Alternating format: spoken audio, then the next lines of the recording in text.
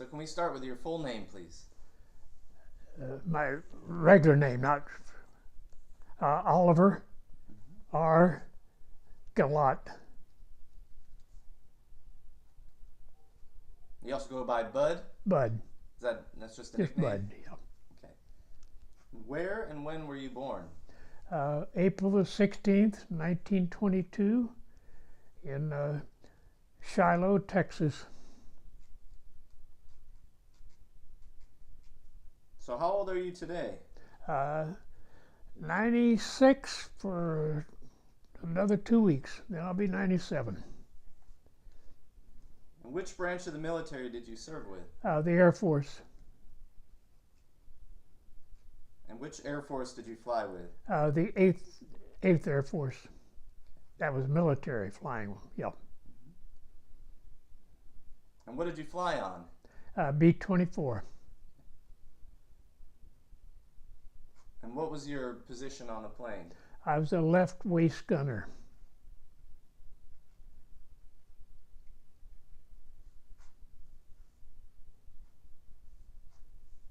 And did you have any other non-combat responsibilities aboard the B-24?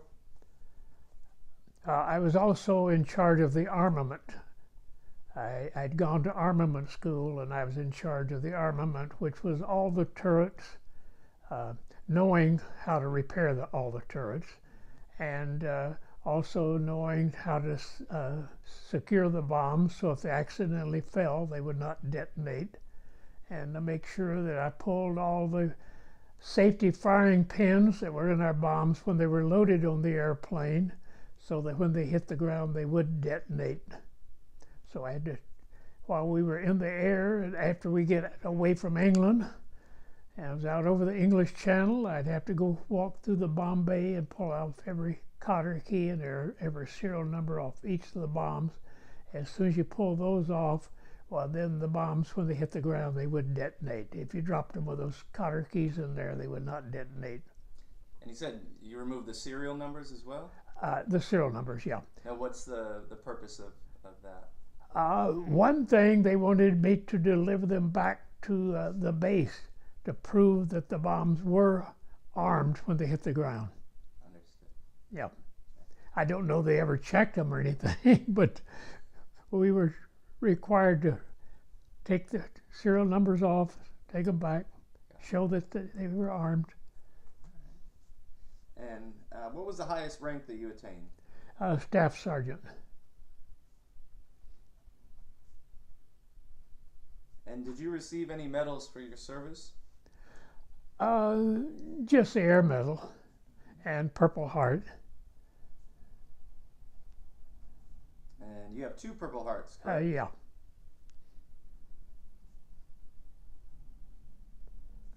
And what years did you serve from and until? 43 through 45. And how many missions did you fly? I flew 11 missions. All over Europe, correct? All over Europe, yeah. And why did you only fly 11 missions? Because I got shot down. It wasn't my intention of quitting. It was the Germans' intention that I stop shooting them down then. And that was over Berlin? Berlin, yeah. Correct? Okay. All right, so I'd like to rewind a little bit and talk about your childhood growing up in Shiloh, Texas. Mm-hmm. What was that like for you? I didn't know anything else. I didn't know we were poor. Nobody told us we were poor. Nobody told us we need government assistance. We lived on a farm. If we needed something, we grew it. About the only thing we had to buy was salt and coffee. Everything else, we had chickens, we had eggs and chickens to eat. We raised hogs, we had meat. We had a huge garden, raised our own potatoes and tomatoes and everything. Went to a 2-room schoolhouse, the wood frame, 2 rooms. One room taught 1st through 6th grade, and the other room taught 7th through the 10th grade.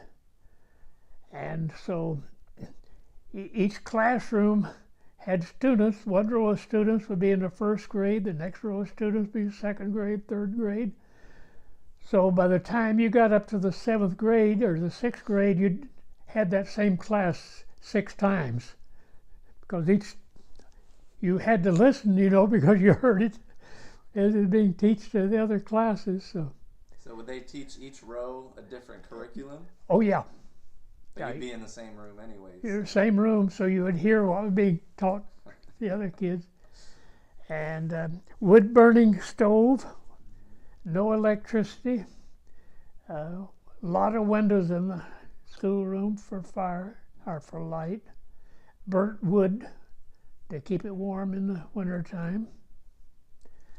And the teachers at the school would have to stay with one of the families. They had boarded room with one of the families near the school, So you might be living in the same house with your school teacher. Did you ever do that? Oh yes, yeah. Yeah, my parents had the school teachers live with them for several times over the years. And the contract with the school board was that the teachers had to clean the rooms. She was responsible for sweeping it, mopping it, and all that. So the teachers would usually hire one of the students to do it. So I was also the janitor for 2 years. I had keys to the school, so I would go to the school early in the morning before the other people would get there, get firewood, start a wood-burning fire in each of the rooms, have the rooms warm, so when the other students got there, the teachers got there, the rooms would be warm. Then when the other kids would go home, well, I was there to sweep and mop and clean up the classroom and get it ready for the next day. How old were you when you were doing that? I was probably about 12 then. And were you getting paid? Oh yeah, we got paid. I think it was $2 a month or something like that. So and no electricity, so hey, if it was dark, class was over. So tell me about your parents and your father. What did he do for work? He was a farmer. Okay. We lived on a 65-acre farm. Main cash crop was cotton. We raised a lot of corn, and of course the corn, we would take it into the grinding mill and have it ground into cornmeal. And they did that on, you take so much corn in, and they'd grind it, and they'd keep 1% of it, and they give 1% of it back to you. So it didn't cost us any money to have it done, but then the grinder would. So we had ate a lot of cornbread, because cornbread was free for us. Flour, we had to buy flour, we had to buy sugar, we had to buy coffee, seasoning, but nearly everything else we raised. We had huge fruit orchards, so we had peaches and apples and no oranges, no citrus, and pecan trees, so we had pecans. And in our garden we had potatoes and onions and tomatoes, and so we ate good, a lot of food. So you guys were pretty self-sufficient. It was. That's what I say. We were poor, but you had everything you needed. We had everything we needed. And did you have siblings? I had one brother, and he was 6 years younger than I was. And he ended up in the Korean War and made it through the war. And as soon as I graduated, no electricity, no running water, no hot water. You'd have to, if you was going to take a bath, it was in a number 3 washing tub, and you go out to the well and throw a bucket down in the well to get a bucket of water, haul the water up, put it in a container, take it back, put it on a one-burner stove, a wood burner stove, heat the water, pour it in a tub, get in and take a bath. And everybody used the same bath water. And at home you didn't have electricity as well? No electricity. I never switched. I'd never flipped a light switch until I was grown and left home. No radio, no TV. But you didn't know any different. No. No newspaper. Now the cities had newspapers, but we were out in the countries, so we didn't get the newspaper. Once in a while, when you go into the city and visit someone you knew in the city, well, you get to read a newspaper, but that's the only thing. And what were some of the things you would do for fun and recreation? Oh, we liked to hunt, and that way we put a lot of meat on the table. Rabbits and ducks and geese. No big game. There was no deer to hunt. The farmers didn't like to have deers around because they eat up their crops, So I never saw deer as I was growing up, even though I was out in the country and in the woods. And no wolves. I got rid of all the wolves, but smaller animals like rabbits and ducks and geese, those, plenty of those to shoot. So did you have any friends, or were you pretty secluded? No, we had friends. Now, they lived 2 or 3 miles away, but anytime you had time off and wasn't working in the fields, why, yeah, if you get together with your friends. And my friends would come over and spend the night with me, if it was like a Saturday and a Sunday, it was raining, they couldn't work in the field. And then I would visit them, even though they lived 2 or 3 miles away. In fact, you could only see 4 houses from where I lived. You look north behind me, no houses. You could go 10 miles and not find a house in that direction. On the sides of me, you'd find a house maybe 2 or 3 miles away, but close enough you could see it. And aside from being a janitor, did you have any other jobs growing up? Oh, yeah. You worked in the field every day that you wasn't in school. Yeah, you was out helping to raise cotton, corn, potatoes. Yeah, you was working every day that it wasn't raining. Even on school days, would you, before or after? Well, it'd be after school, yeah. And then, of course, the school was not for the full year, You had a summer off.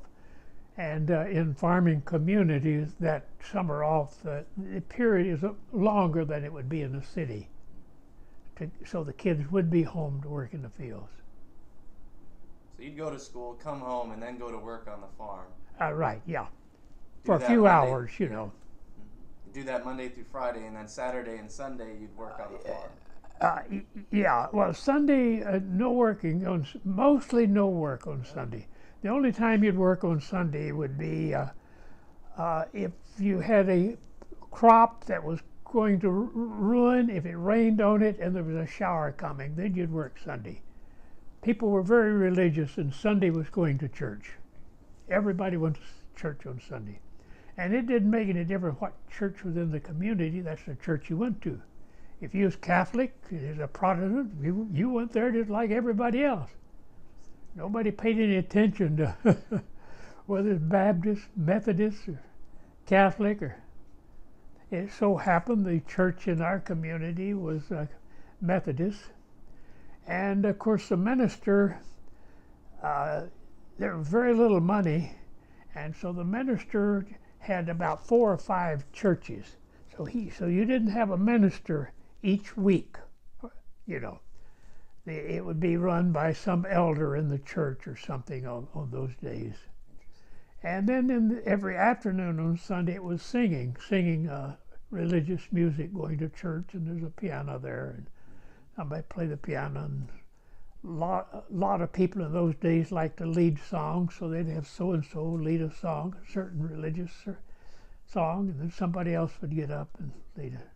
It was a way that people got together, got to know each other, and was friends, Because there's no movie to go to, there's no radio to watch. Had to rely on your neighbors for entertainment. You had to rely on your neighbors for entertainment. Tell me about your mother. She was the strict one in the family. She was the one that made sure I didn't do anything wrong. She was a good cook. She was a loving mother. She was a school teacher. But she did not teach school after she got married. She was a school teacher for a couple of years before she got married. And did you graduate? And my mother worked in the field too, yeah. Mm-hmm. She would work out in the field with the father, hoeing the weeds or whatever needed to be done in the field. And a lot of times, like for dinner that evening, she'd say, well, it's time, I've got to go in and cook dinner unless you want to cook. So I was a cook a lot of the time. When I was around 7 or 8 years old, I'd go in and make cornbread and beans, and I'd do the cooking, so I'd rather do that than work out in the field, and she'd let me do that. And I still cook to this day. I love cooking. Amazing. So did you graduate high school? From high school, yeah. No college.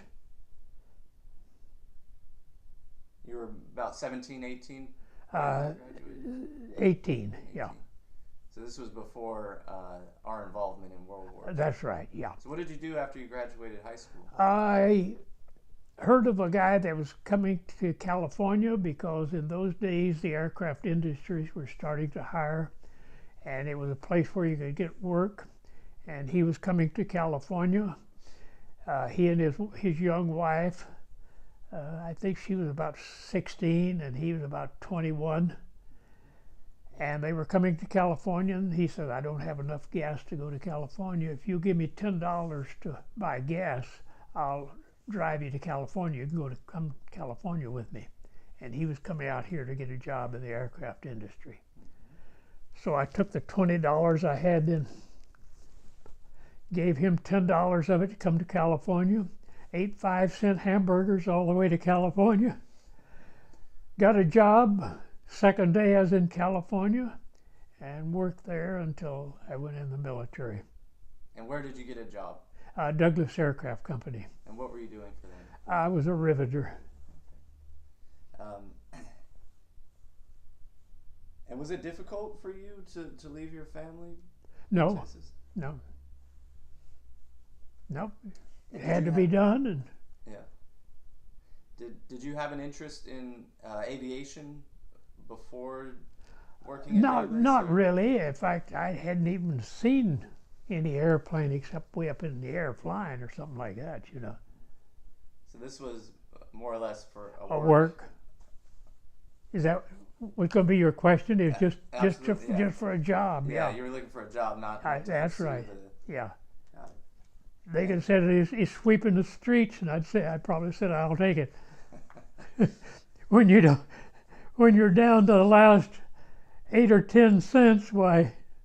Yeah, you'll do what you need to. Yeah. And the work that you were doing, was that to support the war effort? Yeah, he was working on the old DC-3s. Mm-hmm. Yeah, that airplane's been built for many, many years, and I went to work on DC-3s. So what was that experience like for you, to be around the... I enjoyed it. Mm-hmm. Well, on the farm, if you have a piece of farm equipment breaks down, you repair it. You can't afford to call some mechanic out there to fix it, Yeah.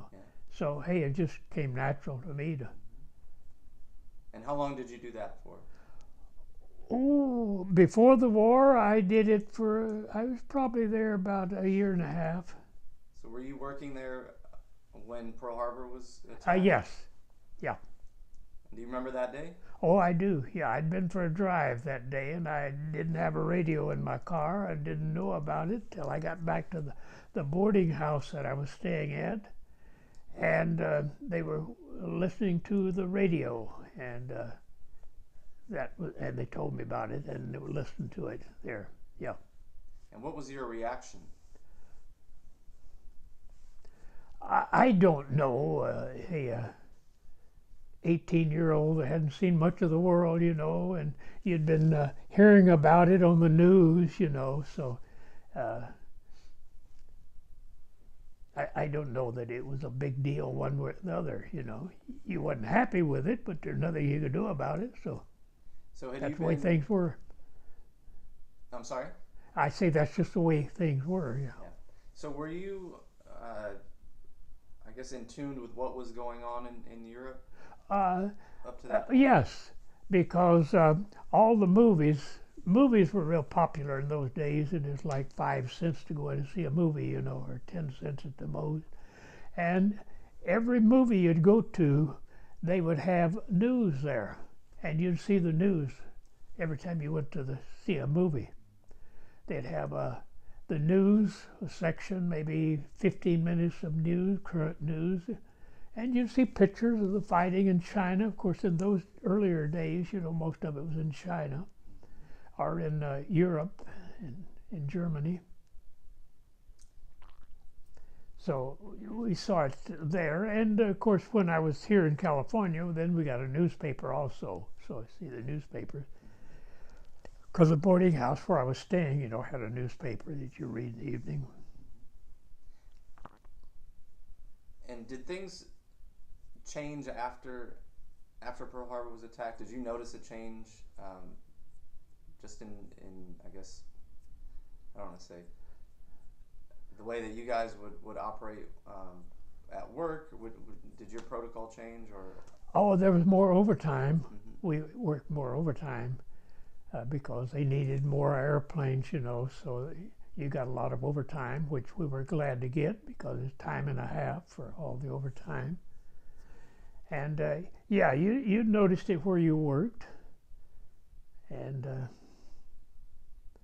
people were talking about it, you know. Because now we were involved in the war. And, yeah. And so you continued to work at Douglas? Yeah. I went down to join the Navy. I decided I was going to join the Navy. And so I went down to sign up for the Navy, and they talked me into it. And I said, well, I got to go back and notify the company I worked for.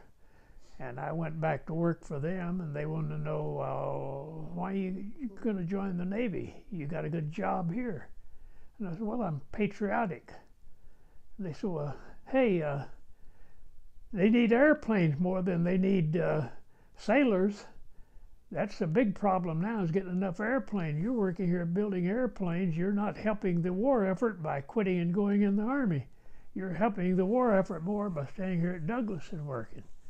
And so they talked me into staying at Douglas and working. And about a month later, I got my draft notice. And I took it to them, and they said, oh, we can call them. They know how we need people. We'll call the draft, and they'll cancel that. But they didn't cancel it. So that's the reason I ended up in the Army instead of the Navy. And I suspect, I don't know, but probably because I worked in the aircraft industry, I would imagine that's because the Air Force was a part of the Army at that time. And so I would imagine that's why I got put in the aircraft end of it instead of the foot soldier part. Oh, so you were actually placed in the Air Corps. Yeah. Interesting. Yeah. Yeah. They sent us to a common place when they first drafted, and you're in there for about a week taking tests and different things, and there they decide where to send you.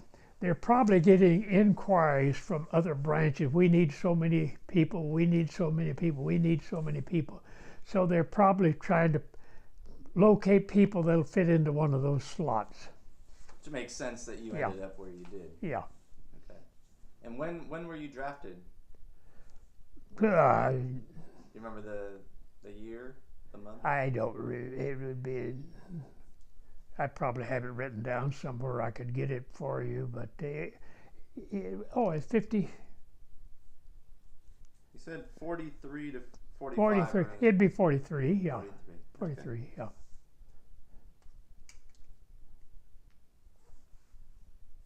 Do you remember where you went for your basic training? Sure do. To St. Petersburg, Florida. And in those days, they were trying to build up so fast, they didn't have a place to put all these recruits. So General Hap Arnold was having a meeting with a lot of his generals, and this was a big find out what their problem was and what could he do.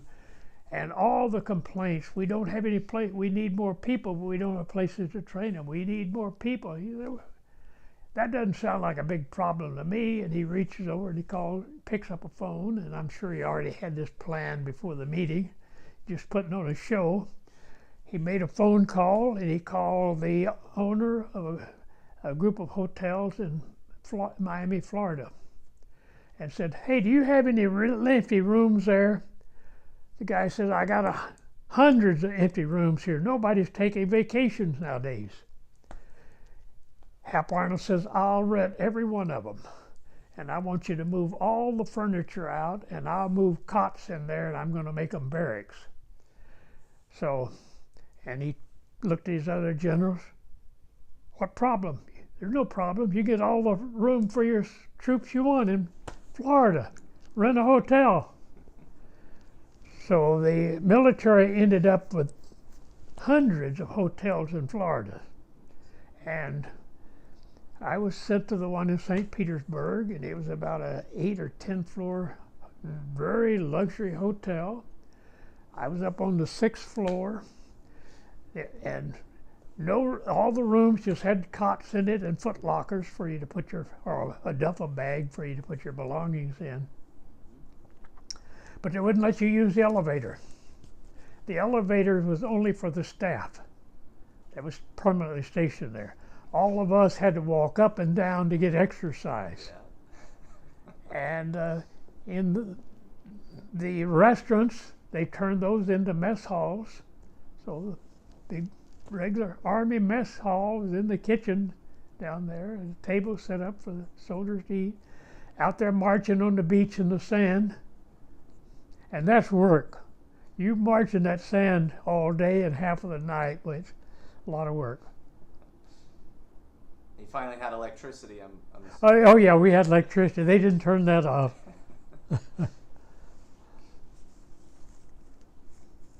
And I learned how to use a light switch when I was 18. No, I learned that in California. And then where did you go after your basic training? Basic training, they chose to send me to armament school. And that was in Denver, Colorado.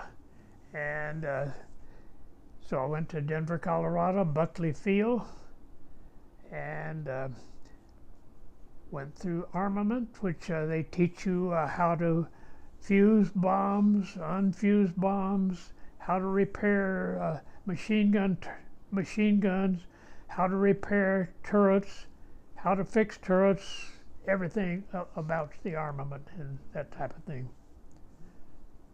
Do you know about how long that lasted for? Probably about 3 months. And after I graduated from that, then they sent me to gunnery school. And gunnery school was in Las Vegas.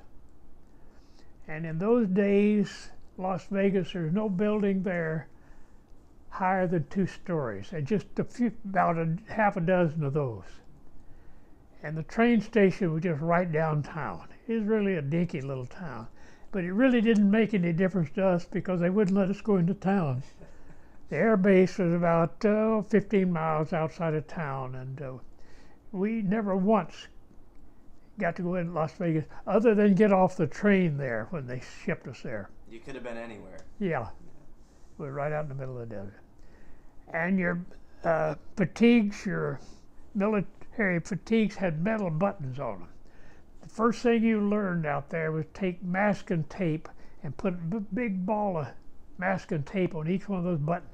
Because if your arm or your naked part of your body would touch one of those buttons on you, you'd have a big red blister there. It was hot. And the Army had gone in there, and you've been to Vegas, the desert, you know, all the washes and things go out to the desert with brush growing up around them. They put a lot of miniature railroad tracks all in through there. And they had a miniature train that they would put on those tracks. And those miniature trains had a post on there, and they would put a target up there. A sock type target, So when air goes in, it opens up. And that thing go running out through the desert. And they'd put us in machine gun stations all along there. And as those trains would go there, start pulling the targets. You know, we were shooting at those to get target practice. And we were using 30 caliber machine guns, and they 1,200 rounds a minute. And so we had a lot of that training. And then one day they issued us a parachute and said, now we're going to start doing some training from the air. And this is your parachute. And I asked the old sergeant that issued me the parachute, well, do we go up and test these or learn how to use them? He says, you don't have to learn how to use them. You do it right or wrong the first time. Here's your parachute. And one morning we got a call and said, hey, today you start doing the real aero gunnery training. You fly in an AT-6. And the AT-6, I know, sure you know what an AT-6 is, with the two cockpits, one for the if they're training another pilot, well, they're real pilots up in the front, and the guys training's in the back. Well, in our case, they'd taken the controls for the back seat out and just had an open space there, and had a 30 caliber machine gun mounted on the right-hand side. And so the time for me to take my flight, I got out there, and they start putting a leather belt around my waist here, and I got my parachute on. And I said, what's the leather belt for? And they said, you'll see. And the leather belt had a leather thing that came down between your legs here, and there's a ring there. And they put a snap in there with a piece of chain about that long, and that chain had another snap on the other end. And when you stand up, that other snap would just touch the ground. So then they had me get in the airplane, and the machine gun was on my right-hand side, and you have to stand up. There's no seat back there. You're standing up because you're in a gunnery position. They fixed it to a gunnery position. And there was a little ring down in the bottom there, and he snapped that ring in there, and he says, that way you can't fall out. So just keep your legs taut, and you'll be standing straight up. So we take off, and the speakers are terrible, the wind blowing in there, you can't hear the pilot. He's telling you things that should be happening and things you should be doing. You can't hear about every 10th word he says, you know, the wind blowing. And we knew there's going to be targets up in the air being pulled by other airplanes that we would be shooting at. And what they do, those targets are the white material on it, and the bullets are painted different colors with some kind of an ink. And like my color for that day may be green or red or something like that. And then when my targets go through the air, they can come down and say, oh, whoever was assigned a number 9 didn't hit the target a single time, or he hit it 3 times. And because then they'd have somebody else come by an hour later, you know, shoot at that same target. So they could see without that plane coming down to land. So we're up there and the wind is blowing, the pilot's trying to talk to me and I can't hear him, and I'm there and my gun's mounted out on that side and I'm standing there with both hands on the gun. And the pilot says, there's your target, get ready to shoot at it. I says, where? I don't see a target. He said, don't you see that airplane out there flying? And he's pulling a target, and it's a big white target behind it. You should be able to see that. I said, I don't see any target out there. He says, oh, you're looking out the wrong side of the airplane. The target's on the other side of your airplane. I said, how am I going to shoot at it?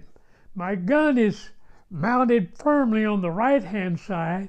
That airplane, you want me to shoot at the target's on the left-hand side. He says, oh, I'll fix that. And I look down there and I see that airplane. He's way down below us pulling a target. The pilot says, oh, I'll fix that. He flips that airplane upside down, puts it in a dive, diving down to that target. There I am, my feet's up in the air, that chain's holding me in, I'm hoping. I'm supposed to be hanging on to that machine gun with 2 hands. I'm holding on the side of the airplane with 1 hand. I'm holding the machine gun with the other hand. I said, thought to myself, I got 100 rounds of ammunition in here before I go down and land. I'm going to get rid of that 100 rounds of ammunition in a hurry. I shot that 100 rounds of ammunition in about 3 seconds. I don't know whether he did that to everybody or whether he was having his fun for the morning.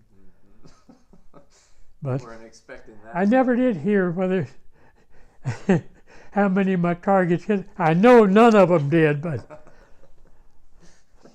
you just wanted to get back on the ground as fast as possible. Well, I think he wanted to see if I was going to faint. Sure. See if I passed the test. I mean, that was a faint test he was giving me. Well, you must have passed. Yeah. That was your first. Was that your first time flying? First time flying. Ever in a plane? Ever in an airplane. What an experience. And you got back in a plane after that. Oh yeah. But it was a decent flight after that. Couldn't get much worse. That's right. No.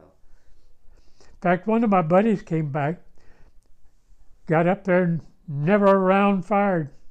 Came back and landed the airplane. The pilot goes back, takes a look. He had fainted and was laying on the bottom of the floor. He never came back to the barracks.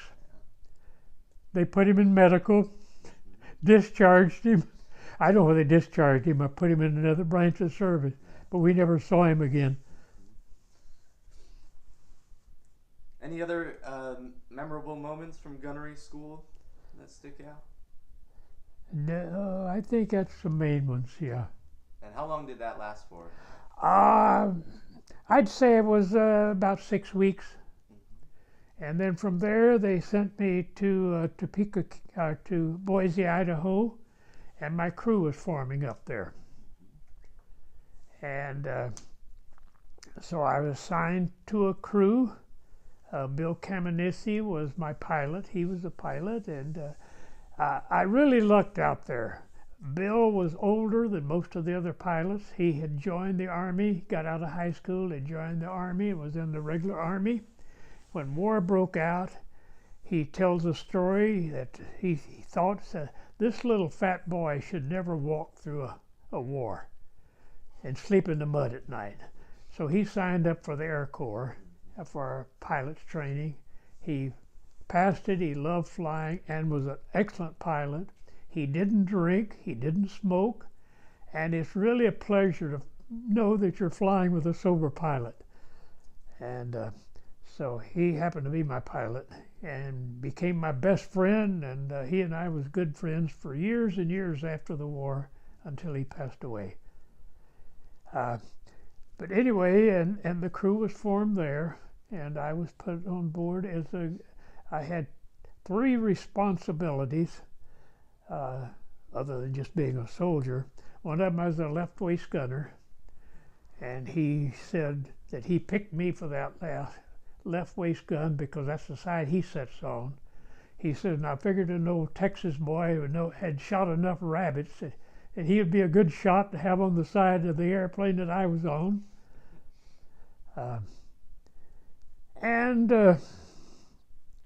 So we did a lot of flying out of Boise, Idaho. We'd be night missions. A lot of times they'd give us a target out in the middle of the desert. They'd set up some targets out there, and we'd have dummy bombs loaded on board, 100-pound bombs, mostly sand, put a lot of sand in it, and just enough powder to be black powder, so they'd make a black powder. You can see them on the ground and see how close the bombardier came to the target. Oh, and the crew consisted of a pilot and a co-pilot and a bombardier, and the pilot and the co-pilot was officers, and the bombardier was an officer, and the navigator was an officer. The rest of the crew were enlisted men, so I was a staff sergeant. And so we flew a lot of training missions. Some of them would be training missions to train the navigator and the bombardier and the pilot. So the pilot was to get in training flying the airplane, and they'd give the navigator a certain route to fly into an imaginary target. Might be Denver, Colorado, Salt Lake City, and they say, give us the name of a bank on a certain corner there and bomb that bank. Of course, you were bombing it with a camera, taking pictures to see if the bombardier was right on target when he had released the bombs, and that the navigator could find the target. So they were a lot of training, flying training at different altitudes. And how long did that training last for? That lasted, we were there for about a month and a half, and then we went to Colorado Springs, where the Air Force Academy is now, but it was not an Air Force Academy then, it's just an air base. And we flew out of there for a couple of months. So I'd say we had about 3 months of training in actually flying. And did you get along with the rest of your crew as well? Our crew got along real well. There was one guy on board that was a little younger than the rest of us. He was about a year younger than I was. He kind of gave us a little trouble, but as a whole, yeah, we got along real well. I'll back up a little. We thought we were getting along very well. We didn't know it because the pilot kept it a secret from us, and he rightfully so. The pilot didn't have any confidence in the co-pilot. He told me later, here in my house after we got back, that he had no confidence in the co-pilot. He said when we was up in the air, I'd give him instructions like go to this checkpoint, go to this checkpoint. When he'd get checkpoints, to fly at a certain place, say he couldn't find the place. He couldn't find the way home. Yeah, if something would happen to me, I'd have a heart attack. I don't think he could land the airplane. And he kept trying to get rid of the co-pilot, and the military would tell him, hey, train him. That's what you're for. You're the pilot, train him. I can't just switching people because you're unhappy with somebody, so you're a hard guy to get along with. We can't just give you a new person. And we went through that all through the States, but we were not aware of it because the pilot did not tell us that he didn't trust the co-pilot, which is, he was correct in doing it because he couldn't get rid of him, so why scare us, But anyway, when I'm skipping a little here, but then when we got overseas and was assigned to the 392nd Bomb Group, the pilot went into the CO. When we saw how many people, they told us when we got there, you're only going to live through 10 missions. The law of average is 10. You'll only live through 10 missions. The requirement is to fly 35 missions. So your chance of living through this war is almost nil. And so the pilot went in to talk to the commanding officer, unbeknownst to the rest of the crew, to tell the commanding officer there that co-pilot that he had could not bring the crew back. If he got shot, he said, if I got shot, the whole crew's dead because that co-pilot can't bring them back. According to Cammy, the pilot, he said that CO told me, I can't be changing people around just because you're unhappy. Get your ass out of here. Don't come back in here again. And Cammy said he walked to the door and he turned around again. He says, take him for a flight and you come back and tell me he can fly that airplane and you'll never hear another complaint out of me. And he closed the door and left. And did not know it at the time, but years later, Cammy told me. The next day, he looked at the schedule board, and our co-pilot was scheduled for a flight with the CO. And we never saw that test pilot after that.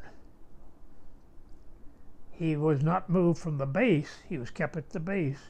And I guess that's what they would do if some of the co-pilot was sick or something and couldn't go on a mission, that they would put him in to fly as co-pilot with some other pilot, some other trained pilot. And that co-pilot did get killed. he was flying with a pilot by the name of Jones. And according to Jones, he said that his co-pilot got shot in the leg and almost lost his foot, and he needed new pilots, so they assigned this guy to fly with him. And they were also on a mission to Berlin, but it was after we were shot down at Berlin. And according to Jones, they were shot up over Berlin, and the plane was burning, and he had given the bailout order, and our ex-co-pilot would not bail out. He was scared to death sitting in the seat. And the pilot said he kept yelling at him and threatening him, "Get out of this airplane. We're on fire. I got to follow you out, and I don't want to burn to death in this airplane. Get out." And said he finally got him to walk down to the bomb bay, and that's where the pilot and the co-pilot would bail out from, is open the bomb bay doors, and there's a big open hole. And he said Foss was standing on the right-hand side in there, and I was on the left-hand side. And so that airplane was tumbling and burning. And so I told Foss, "I'm giving you one more order. Bail out, and I'm not going to wait here for you." And he said he bailed out. And they found Foss's body on the ground, and the parachute had never been opened. The Germans did. So whether he bailed out and hit the side of the airplane and killed himself there, or whether he was too scared to pull his ripcord, but that's what happened to our first co-pilot. But after the CO reassigned, he gave us a new co-pilot, and that new co-pilot flew every mission with us. And in fact, he even stayed in the military after the war and worked his way up to a colonel and a base commander. So he was a good pilot, the new co-pilot we got. And the way we found out about the Foss thing, my pilot was in a prisoner of war camp. And a pilot by the name of Jones is the one that his co-pilot got shot in the foot. And he ended up with our old co-pilot flying with him. He ended up in the same bunk or the same prison camp as our pilot, and they were talking. "Oh, we're from the same air base." They got to talking and found out that this guy Jones had ended up with our ex-co-pilot, and what happened to him. Otherwise, we would never have known what happened to our old co-pilot. So were you and your pilot and your crew, were you guys sent to different prison camps? Oh yes, they separate. The Geneva Convention set it up so there's 3 prisoner camps. One of them is enlisted men, and then the next one is non-commissioned. And enlisted men, they can make work. According to the Geneva Convention, the Germans can make them work. Then it's the unlisted men, which I was in, which was a sergeant, a staff sergeant, tech sergeants. They're in one prison camp, and then all the officers in another prison camp. So they're separated. I never saw my pilot or the co-pilot or the navigator until after the war, after we were shot down.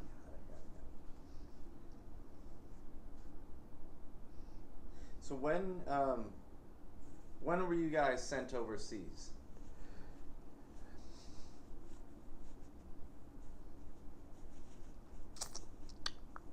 I got it written down over there. Is that date important to you?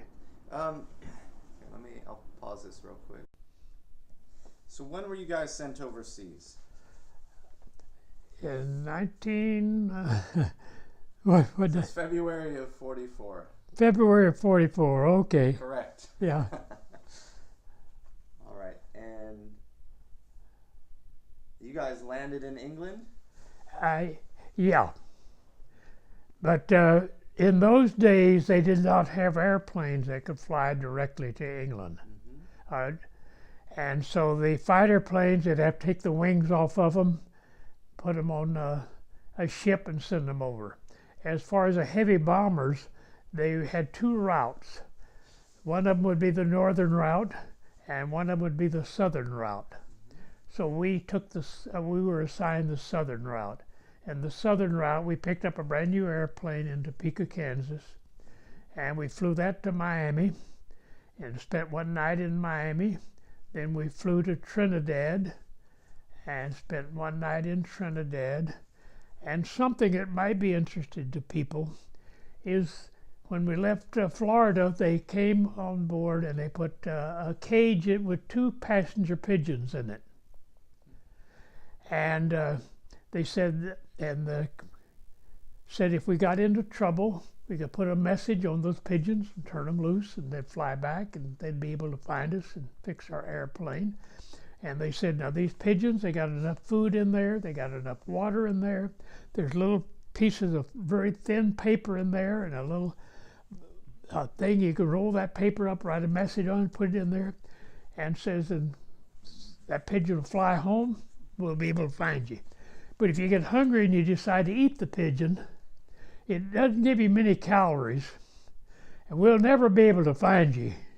So we advise you to take good care of these pigeons. But don't talk to them, don't pet them, don't water them, just put them in your airplane. Then when we got to Trinidad, they came on board, took those pigeons off, and put another cage with 2 pigeons in it in there. Because, see, the pigeons don't have a long enough memory to fly you back from Africa all the way back, you know. So you had to change them at every place you stopped. Had to refuel the pigeons. Yeah. That's funny. And then from Trinidad, we flew to Belém, Brazil, and that's right on the Amazon River. And then from there, we went to, can't think of the name of it now. Fortaleza? Fortaleza, yeah, Fortaleza, Brazil. Went to Fortaleza, Brazil, and that's the furthest part out into the Atlantic of South America, you know, where it jots out. If you look at the African side, it jots into there, and it's Dakar, is where Africa. So that's the closest place to cross. So we flew over to Dakar. And then from Dakar, and we'd spend one night. At Fortaleza, we spent 2 nights there. But to give us a little rest and make that long flight over to Dakar. And then from Dakar, we flew up to Fortaleza, and in Fortaleza, we spent a night there. Then we flew on up to England. And it has Marquisha listed in here as well. Marquisha. Yeah, Dakar, then Marquisha, and then England. It's not Marquisha. Is it Marrakesh? Marrakesh. Marrakesh. Did I spell it wrong? Marrakesh. Okay. And then from Marrakesh, then we flew into Wales in England. That's quite the journey to get from. Oh yeah, and you never saw another airplane in the air on that whole trip. Just you guys. Just us. And I would imagine, I'm sure there's more than one reason. One of the reasons was probably for training. That's good training for the navigator, good training for the pilot. Not having another airplane, you don't follow them. Sure. And another thing, if we would send them over in a bunch of airplanes, it may have been advantageous for the Germans to come up and attack us, you know. No, hey, those are guys with not much experience. The guns are not loaded. The one plane, it wouldn't be worth it. Yeah, it wouldn't be worth it, yeah. Interesting. So you said you arrived in Wales? Yeah. And there they took our airplane away from us. Okay. And put us on a train, and then we went to a pool. They had a pool where they're bringing all the new people in, the new flyers and the crews, and that was a pool for all of the different squadrons to pull from as they lost people. So then from that pool, we were assigned to the 392nd Bomb Group. And the 576 Squadron. Right, yeah. Okay. So What do you remember about your first days and weeks in England? It was so different. It's the way of life, the I don't know. It was a new place. I didn't like it. I mean I didn't either like it or I didn't like it. It's just another place. They were good to us. It's hard to get ready. Used to drinking tea, hot tea with milk in it, and that's the only way you get it. They were there, in corners and things, to give it to you. And the food, you couldn't go to a restaurant and eat. The only thing soldiers, about the only place they go to is a beer hall, Even though I wasn't a drinker, but to socialize, I did have a beer once in a while. Never did acquire a taste for it, but there, about all you could get that was good, and it was good. It was fish and chips. The fish and chips, I could hardly wait till I got back to the States to try fish and chips. It's not there. Didn't compare. Doesn't compare. Yeah, fish and chips was good. So was this? And it was served in newspapers, rolled up in newspapers. Oh yeah. Yeah, and they tell me that is very sanitary because they use an acid in the ink, in the paper, that kills any bacteria. Interesting. That's what they told you. Yeah, and I believed them. So was this experience so far? Was it exciting for you to be, out of the country and traveling the world? And after I got through with it, it was exciting. I don't know. It was just another day. Okay. Just another day. Mm-hmm. Yeah. And once you guys were assigned to your squadron, did you do any formation flying? Did you practice any of that stuff? Any training there? Very little. You mean in England? Yeah. No, very little. Is that something that had already been taken care of? Yeah, we'd done all of that here. Why? They took our airplane away as soon as we got over there. Sure. Another little tour. You've seen these airplanes with these big fancy paintings on the side, the naked girls that Varga used to put on there. Varga charged about $2,000, I think, to paint one of the things on there. And you know who paid for that? That was a crew that had just been issued that new airplane. Well, you saw what happened to our new airplane we flew over there. We never saw it again. And when we was in Topeka, Kansas, got our new airplane, all these different crews, they were usually picking up the name of the pilot's girlfriend. Put her name on there and a semi-nude picture of her on the airplane.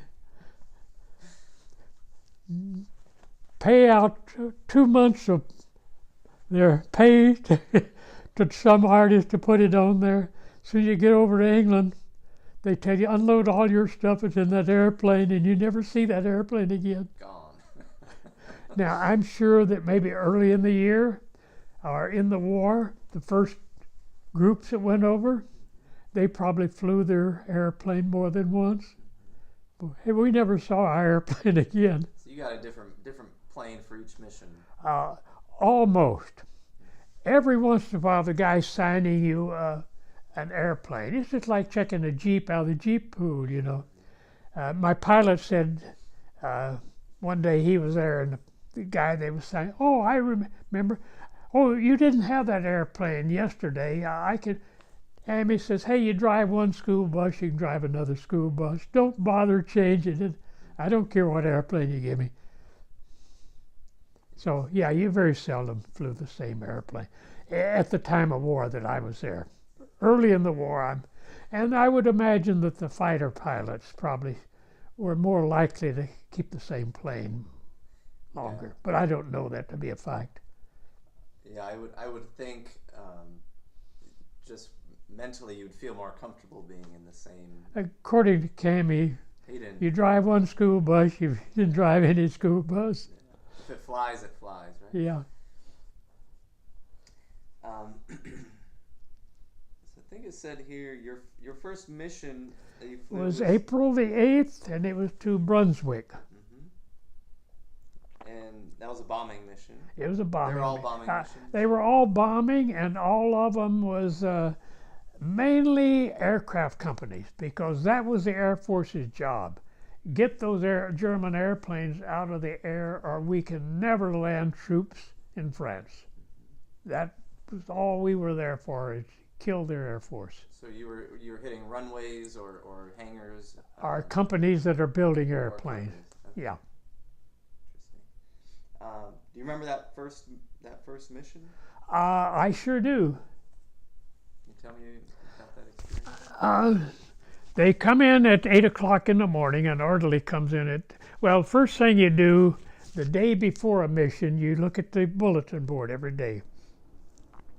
And you'd see your pilot's name up there. And that meant that you had a mission the next day. So you tried to get to bed early, because they tell you you're going to get up at 4 o'clock in the morning. So at 4 o'clock in the morning, they come and wake you up and tell you to, and the orderly comes in and wakes you up. And I always said he's the bravest guy in the military, to come in and wake those guys up at 4 o'clock in the morning, tell them to get out of bed, go get dressed for a mission. And he's there, and he makes sure that you're out of bed before he walks to another barracks, And in our Quonset huts held 2 crews. There's of the 10-man crew, there's 20 people in that barracks. So there's 2 crews in each Quonset hut. And so anyway, they wake you up, you go to the mess hall, and that's the only eggs, you couldn't get eggs over there. You get deep powdered eggs, but regular eggs, you couldn't even buy them in the black market, But when you flew a mission, you got 2 fried eggs any way you wanted it. And they had guards on the gate at the mess hall, so other guys that were stationed there full time didn't sneak in there to get eggs sometimes. So you go there and you have your 2 fried eggs any way you wanted them. Then you go to the dressing room and you'd go get dressed. And then you go to the briefing room, and you get in the briefing room is a big open hall, and everybody's flying a mission that day is sitting in that room. There's a big screen up in front there, but they have a curtain pulled across it. So you have no idea what your target is that day. It could be a milk run, easy one, or it could be a hard one. And once everybody's in there and seated, then they pull the curtain, and you see where your base is, a big map, through the whole wall. You see a map, and you see a red line drawn across that all the way over to where your target is, and the route you're taking in, because they route you differently to try to miss their latest info they have on where the most anti-aircraft guns are. See, the Germans kept moving those anti-aircraft guns, so we wouldn't know where they were all the time. And so we'd send out spotter planes to try to spot where these guns had been moved to and things. So you see that, and then the briefer would get up and tell you what the target was and where you could expect a lot of anti-aircraft fire, how many fighters they expected up that day, and give you a briefing. And then you go out, get in your airplane, get your guns loaded, get them ready, and it's foggy, and you're sitting there on the runway waiting for go ahead to take off. And finally you get a go ahead, it's a go, because they're checking the weather over the target area, to make sure that it's going to be clear once you get over the target. Then they say go. And you've got to remember that these pilots, all of them are green pilots. Some of them flown more missions than others, but hey, where they're telling you you only live through 10 missions, there's not a lot of experience up there in the air. There are a lot of new pilots up there. There's hundreds of pilots up there. This is their first mission. And these 1,000 airplanes forming up above, and each one of you is supposed to be in your group, within your wing, within your division, and then all of them stacked up in position, then start out across the channel. And the way that they accomplish that Each bomb group had one airplane. It was probably, most of them was an old airplane that had been all shot up and a lot of patches on it. And they had some screwball painter go out there and paint it red, blue, green, all kinds of splotches on it, so you can spot it 20 miles away and know that's the airplane we form on. And he takes off, and he's got an assignment to form in a certain area, so he goes up there first, and he's up there flying around. And all these other pilots are told, you form on our airplane and you know what it looks like. And that way they get this bomb group's airplanes over in that corner, this bomb group's airplanes over on their plane that they're and then those airplanes know how to pull the others into the big division formation, you know, to start to the target. And then those airplanes come back and land. Those form on airplanes. It's quite a process before you actually oh yeah set out on the mission. And to think how many new pilots that flying their first mission are up there in that mess. Training must have been pretty good. Oh yeah, it had to have been. And just curious, how does the landing process go if you have all those planes coming back? It is a mess. It is a mess, because obviously the planes that have wounded on board have first priority. Sure. And so they're coming back. Half of them are leaking gas somewhere. A bullet went through somewhere and shot a line, leaking gas. So you're low on gas, plus gas is leaking in your airplane, and you don't want it to catch on fire. A lot of them have wounded on board. So they have red flares. They shoot a red flare that's got wounded on board. So you may be in formation to go in and land, and they'll flag you off, circle the field again, and let that one with wounded on board. And then they start giving it different degrees on how wounded they are too. Once they get the ones with wounded people on the ground, then how bad is the airplane? How much more gas do you have? You know, to try to, and you circle the field until they tell you, okay, you can come in and land now. Imagine it would be a bit nerve-wracking at times. Yeah. In fact, we went on one mission, and we came back, and it was one of those where there's a lot of airplanes in trouble. And we kept circling, and we knew we were low on fuel. We know the engineer on board kept checking the fuel. We're getting low, we're getting low. And then they'd make us fly around again. Got wounded coming in, got to circle again, and we circled. And I was by that big window. You know, those side windows, they're that wide, that big, and you're sitting there right here. You know, you could tumble right through the window. You know, your machine guns there, you got hanging on that. So you're not like that. I never heard of anybody falling out of one of the windows. This is a big window. But I was standing by that big window, and we were circling, and we were real low, you know, in the traffic pattern, and we'd been called off 2 or 3 times. And we circled, and all of a sudden, that airplane, the side I was on, went straight down, and we went down like that. I was spread eagle looking straight down at a taxi strip at another airfield. And those taxi strips, you know, all those airplanes coming, there's airplanes all over those taxi strips. And they're down. And the pilot tells me later that what he did, he threw the nose, pointed it straight down, and got up enough speed to level off. And by the time he leveled off, he was right on the taxi strip, not a runway, a taxi strip. And he rolled out on that taxi strip. After we got back to the States, all of our crews, they went their own way, you know. We didn't even get in touch for about 20 years after we got back. But when we did get back together, I was talking to Cammie about that. And he said, oh, didn't I ever tell you what I told him? I woke up in the middle of the night and say, with all of those airplanes in the air, how did we land on a taxi strip and then go across a runway, because a taxi strip took us right across a busy runway, where so many airplanes are coming in? how is it we went across there without getting hit by another airplane? And Cammy said, oh, didn't I tell you? No, you didn't tell me. He says, when we hit the ground, I started running. I jumped out of the airplane, and I see a gas truck over there. And I run over, and I see the tower. And I run up the tower, and there's one guy in the tower.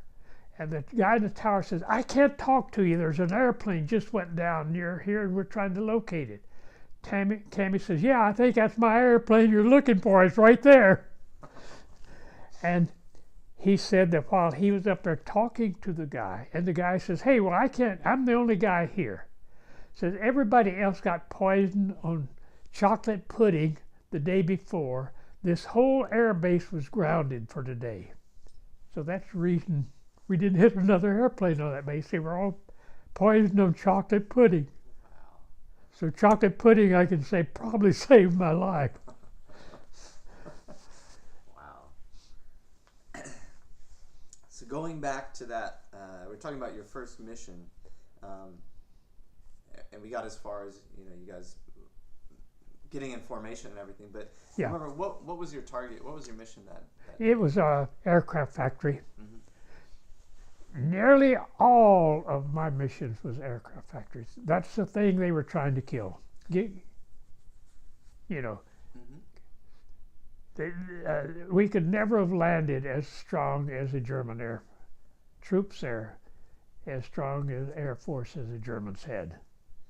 And every mission I flew, except one, was aircraft factory or ball bearing factory or somebody contributing something to the aircraft industry. And do you remember where that target was located? Is in Brunswick. The town was Brunswick. And did you guys encounter any enemy fighters or aircraft? And yeah. Can you tell me what that experience was like for you? This is your very first combat mission. When we first took off and we got over the English Channel, and then we get over Belgium and Holland, and we start seeing anti-aircraft shells coming up, different places around. And I thought, well, they're not very good shots, I didn't know they were just boxing us in. And so I pulled up an ammunition box, and I sat down on it. I thought, well, hey, this is going to be an easy war, no fighter plane.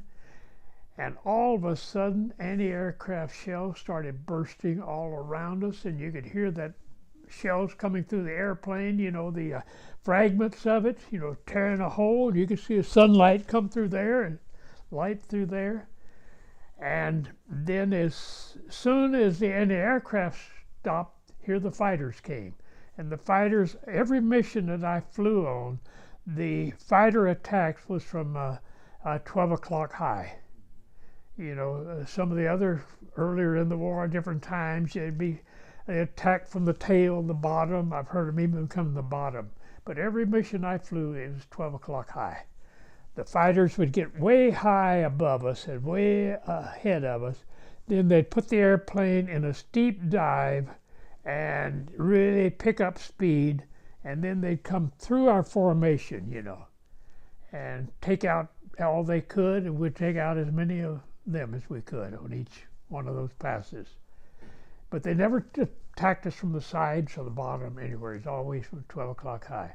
And it'd be as close as from here to a little further away than that wall, but not much further away than that wall. If I had a rock in my hand, I could hit them with a rock. They're that close. It's a wake-up call. Yeah. Oh, no, that was the real thing, because they were shooting at an airplane right next to you or something, They were firing. Those airplanes, yeah. But it quickly turned from being a cakewalk in your mind to turning real serious. Right, yeah. Like that crew, this airplane hit mine.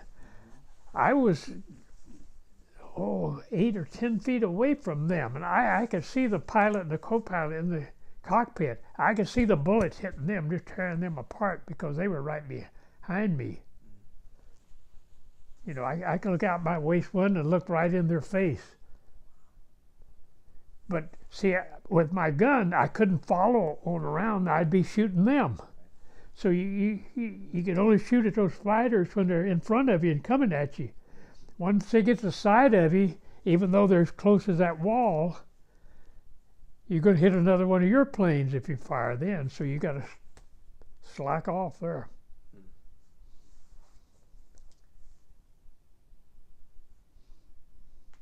But on that first mission, you guys returned without any injuries or?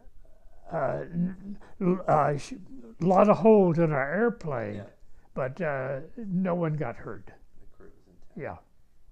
And I want to go back to what you said earlier with the commanding officer saying you had about 10 missions. Right, yeah. Before you'd That was a law of average. Mm-hmm. Yeah. You get 10 missions in, and you had to do 35. How did you react to hearing that? You know, I was younger. I guess it just didn't have any effect on me at all. Did you think that it didn't apply to you, that you defy those odds? Yeah. And what do you think the purpose of him telling that to you? He wanted you to know the truth. Yeah. Yeah. He didn't want you to think, well, hey, I'm going to get through with my tour of duty and rotated back to the States soon. He wanted you to know you had a rough job and better not leave any loose ends back at home because you're probably not going to make it back.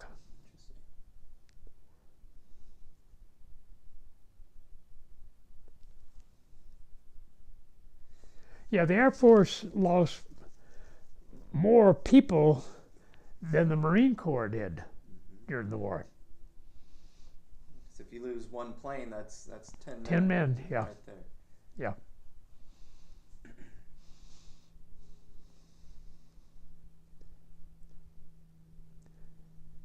And there's some people who didn't even get in one mission, like the Bishop crew there that I showed you, where all of them was killed on the first mission, you know. And then you flew, I guess, 11 in total, but there were other missions between that first and then your last one. Yeah. Anything significant stand out in any one of those? Yeah, I think they won to my second mission to tow. And that was an aircraft factory also.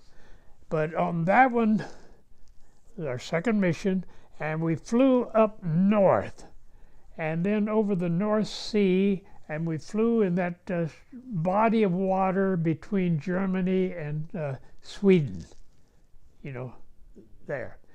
And then we turned in over our target, which was to tow.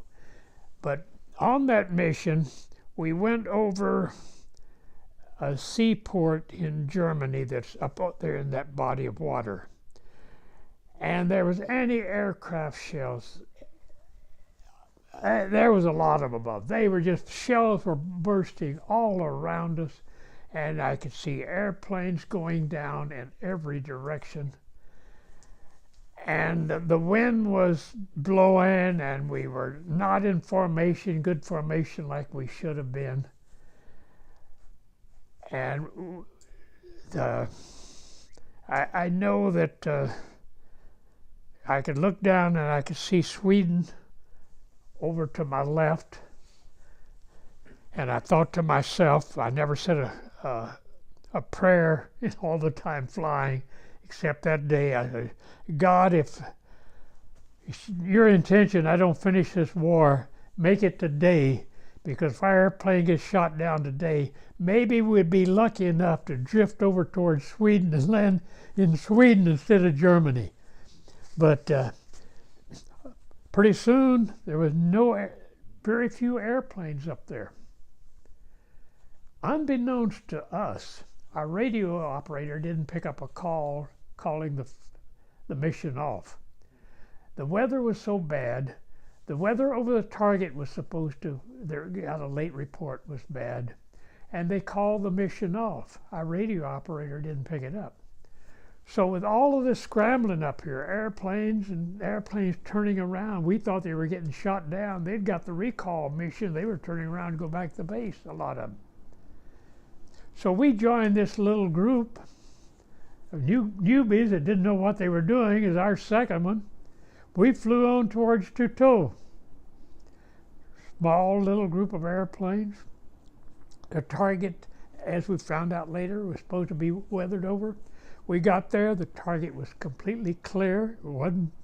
We dropped our bombs right on target, went home alone. We didn't have any escort. And we got back to base for debriefing. And usually, this big debriefing room, they have a bunch of tables set up, and each crew goes or assigned to a certain table. First, when you get the door and you come in, the doctor's there, and he has a bottle of scotch, and he pours you 2 shots of scotch into your drinking cup before the debriefing. And anyway, you're assigned a table, and it's one briefing office. That day, every table had about 4 briefing officers, because most of the guys didn't go on the mission. Most of them were already back and in bed or at a beer joint having a beer, you know. They got the recall notice. So all of these briefing officers wanting to know what trouble we ran into, where, how much damage, and they were so shocked when we said, hey, it was bright and clear. Showed them the pictures we took over the target. Target was clear. Everybody should have went on the target if they had better reports on the target. But that was my second mission. We spoke earlier, you received 2 Purple Hearts. Yeah. For 2 separate incidents. When did you receive your first one? I forget which mission it was, and it wasn't a very serious wound. I got a piece of flak in my arm right there. Mm-hmm. Yeah, it wasn't death-threatening or anything like that. They took a couple of stitches in it. In fact, the stitches were still in there when I was shot down. One of my crew members had to cut the stitches out. And then the other one was during the crash. Now, did you guys ever shoot down any fighter planes? It's hard to tell. You've got our airplane. Let's see, we had nose turret, 2 guns there shooting at them. Upper turret, 2 guns there shooting at them. Ball turret, 2 guns in there. A guy on each waist gun, and our airplanes are stacked like that. So there's so many people shooting at that airplane. I cannot say I ever shot down an airplane. I saw metal flying off of them that I was hitting, but they're coming at you at 800 miles an hour because they're in a dive and they picked up more speed, and we're going that way. So the closure rate, you got a split second. That's about all the time you got to shoot at them. And I can't say that I shot down one. I say about the only time that somebody could say that they shot down an airplane is if one man can say, hey, in a bomber, is a case where they were shot up and was all alone, and one fighter attacked them. Because with us, see, we had dozens of airplanes coming in at one time, and each one of them picks out a certain airplane in the formation, and of course every airplane in that formation that can see them and they're clear are shooting at them, so it's hard to tell. Understandable. Yeah. Okay. So I'd like to talk about your 11th mission, your final mission.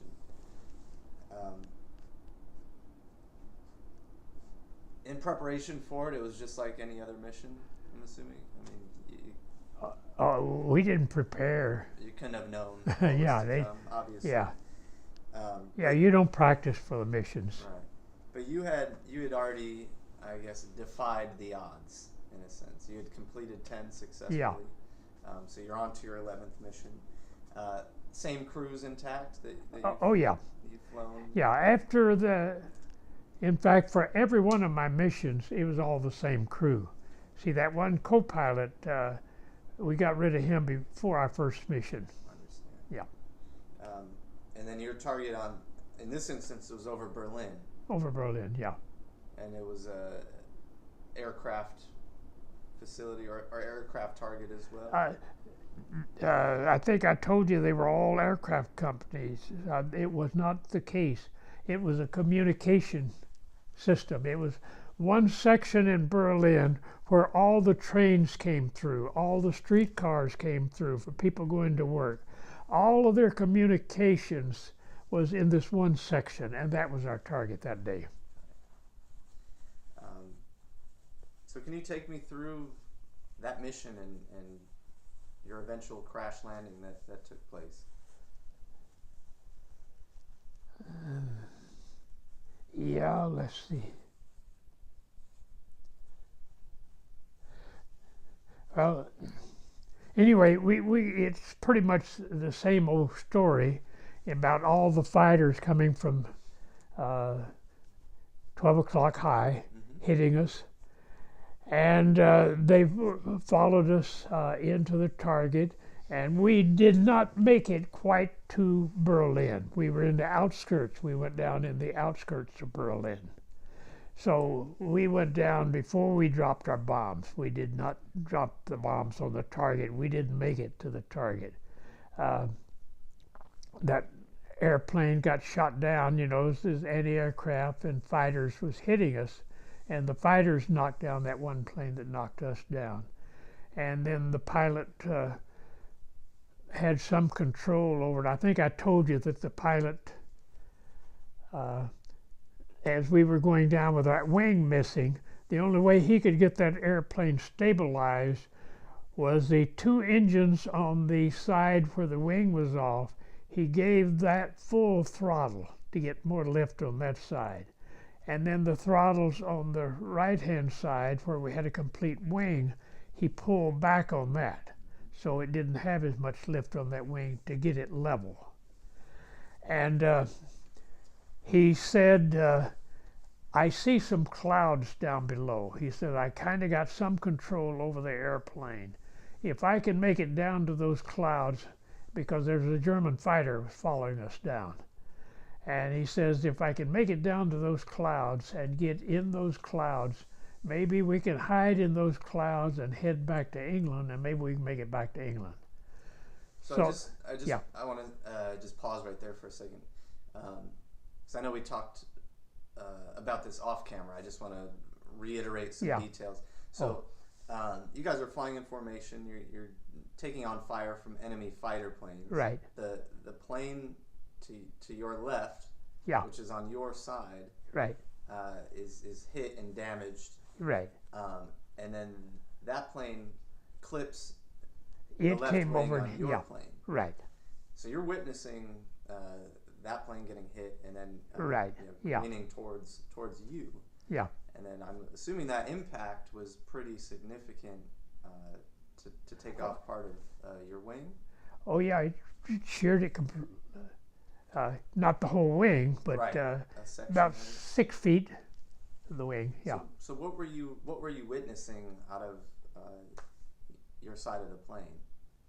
I was witnessing. I saw the pilot, the co-pilot, get killed. I could see bullets going through there. Then right after that, the airplane, once the pilot got it going down, it was pretty stable. And there was a German fighter following us. He didn't shoot at us at that time. Is that what you mean? Yeah. You had seen. You said you saw the other pilot and co-pilot get shot. Yeah. And then their plane. No, I never saw them after that. Right. According to them, they went down in a steep spin. I've talked to some of their crew members. They went down in a spin. So how was that impact when they clipped your plane? It's so quick, and there's shells bursting all around you, so it was no different than a anti-aircraft shell going off right by you. So it didn't knock you guys too bad. No. Um, Yeah, if I'd been on the other side of the airplane, I don't even know the pilot. I yelled to the pilot, "You just lost half of or part of your left wing." He probably didn't even know it. okay. The airplane was buffing around so. So do you remember his response to you saying that, or any No, further conversation? no, he was probably only concentrating on how am I going to fly this thing any further. That's a tough job. Oh yeah, Yeah. and he's got 10 or 9 men in there that he's looking after too. Mm-hmm. So he was trying to get you guys back to England, correct? Oh yeah, that was the initial that was plan. yeah. So anyway, we got through those clouds, and he says, "Hey, I can't. I can't hold altitude. I can't hold this altitude." He says, "I see a big open field out there." He says, "I'm going to try to land in that open field." And he said again, "You can bail out or you can ride it in with me, but I'm going to ride it in. I think I can land it in that field." And the forest over in England, they've all been harvested and replanted and grown again. So in our forest here, we have tall trees, we have low trees. But over there, so looking at it up above, it just looked like a big flat lawn, of these pine trees. And so he hit those pine trees at a nice angle, and we went bouncing along the top of those pine trees. And me, by my big window there, with pine needles and branches was flying through that airplane.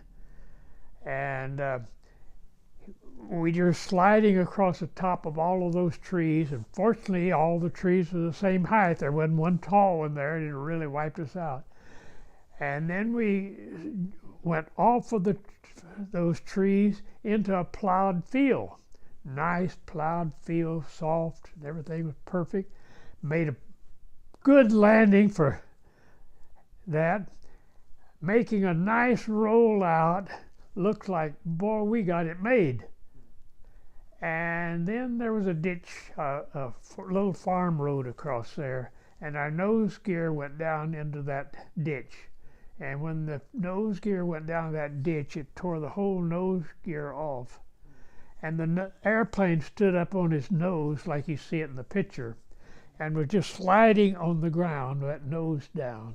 Dirt was piling up on the pilot and the co-pilot, because when an airplane is going to crash, the co-pilot's job, all the switches on the instrument panel are programmed so over this way they're on, over this way they're off.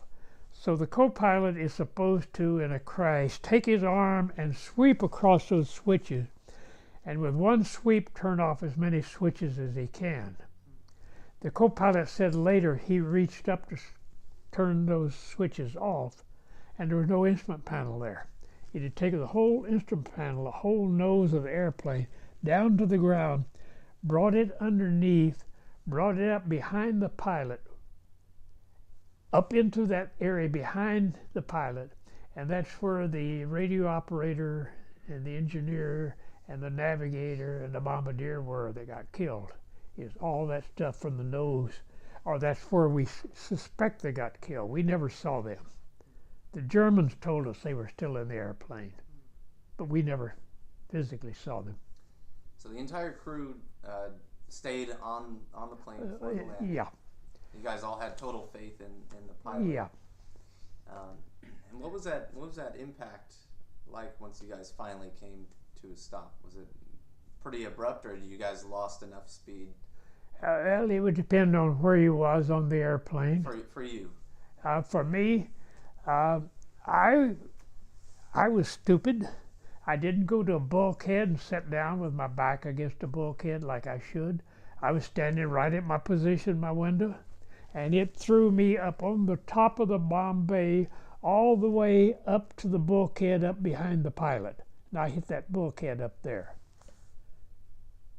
Did you suffer any injuries? Oh, I had an ankle that was a broken ankle, and I had bruises and cuts and things. Yeah. imagine you're probably pretty shaken up. I would suspect so, but And was that enemy fighter still? they following circled you us. guys? They didn't attack us. A lot of times they would attack a plane going down. But the one that followed us down, he did not attack us. And while we were on the ground and the Germans was running towards us from all direction, you know, the farmers, Civilians. the civilians, yeah. He circled us till they got there, and he saw that we weren't going to run for the woods or anything, and then he flew away. And you told me earlier that you eventually found out who that pilot was that shot you guys down? Yeah, now I don't know that he's the guy that followed us down. Right. Yeah. I found the guy that shot us down, yeah. But whether he was the one that followed us down, I would imagine he was up there still trying to shoot down B-24s. He shot down so many, but I don't know. But a pilot followed us down. And you remember his name off the top of your head? The one that shot us down? Yeah. You can get it off the wall. I don't remember. No problem. Yeah. But you mentioned that he was a pretty good fighter pilot. Oh, yeah. He had a pretty good reputation. He had a reputation, yeah. And you mentioned that he also lost an eye. He lost an eye on a mission prior. I don't know how long before that, but he did lose an eye on one of his missions. But then he got his flight certificate again after with only one eye. So take me through the moments after the crash landing, and once you got out of the plane.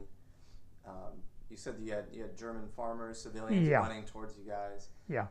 And you were always told, the intelligence officers, when they would brief us, if you ever get shot down, if you can possibly do it, be arrested by the military, not the civilians. Because the civilians, you have a much more of a chance of being killed if you're captured by the civilians. And especially don't get captured by the young Germans, the teenagers, so they'll kill you, period. And so civilians got there first, but they weren't young people, they were farmers. Some of them we even suspect were slave laborers that were working in the German fields. Because, they didn't have guns. Some of the others, the farmers, did have guns, but there were some people there without guns. And they would come around and search us. And if we had any cigarettes or anything, they would take them.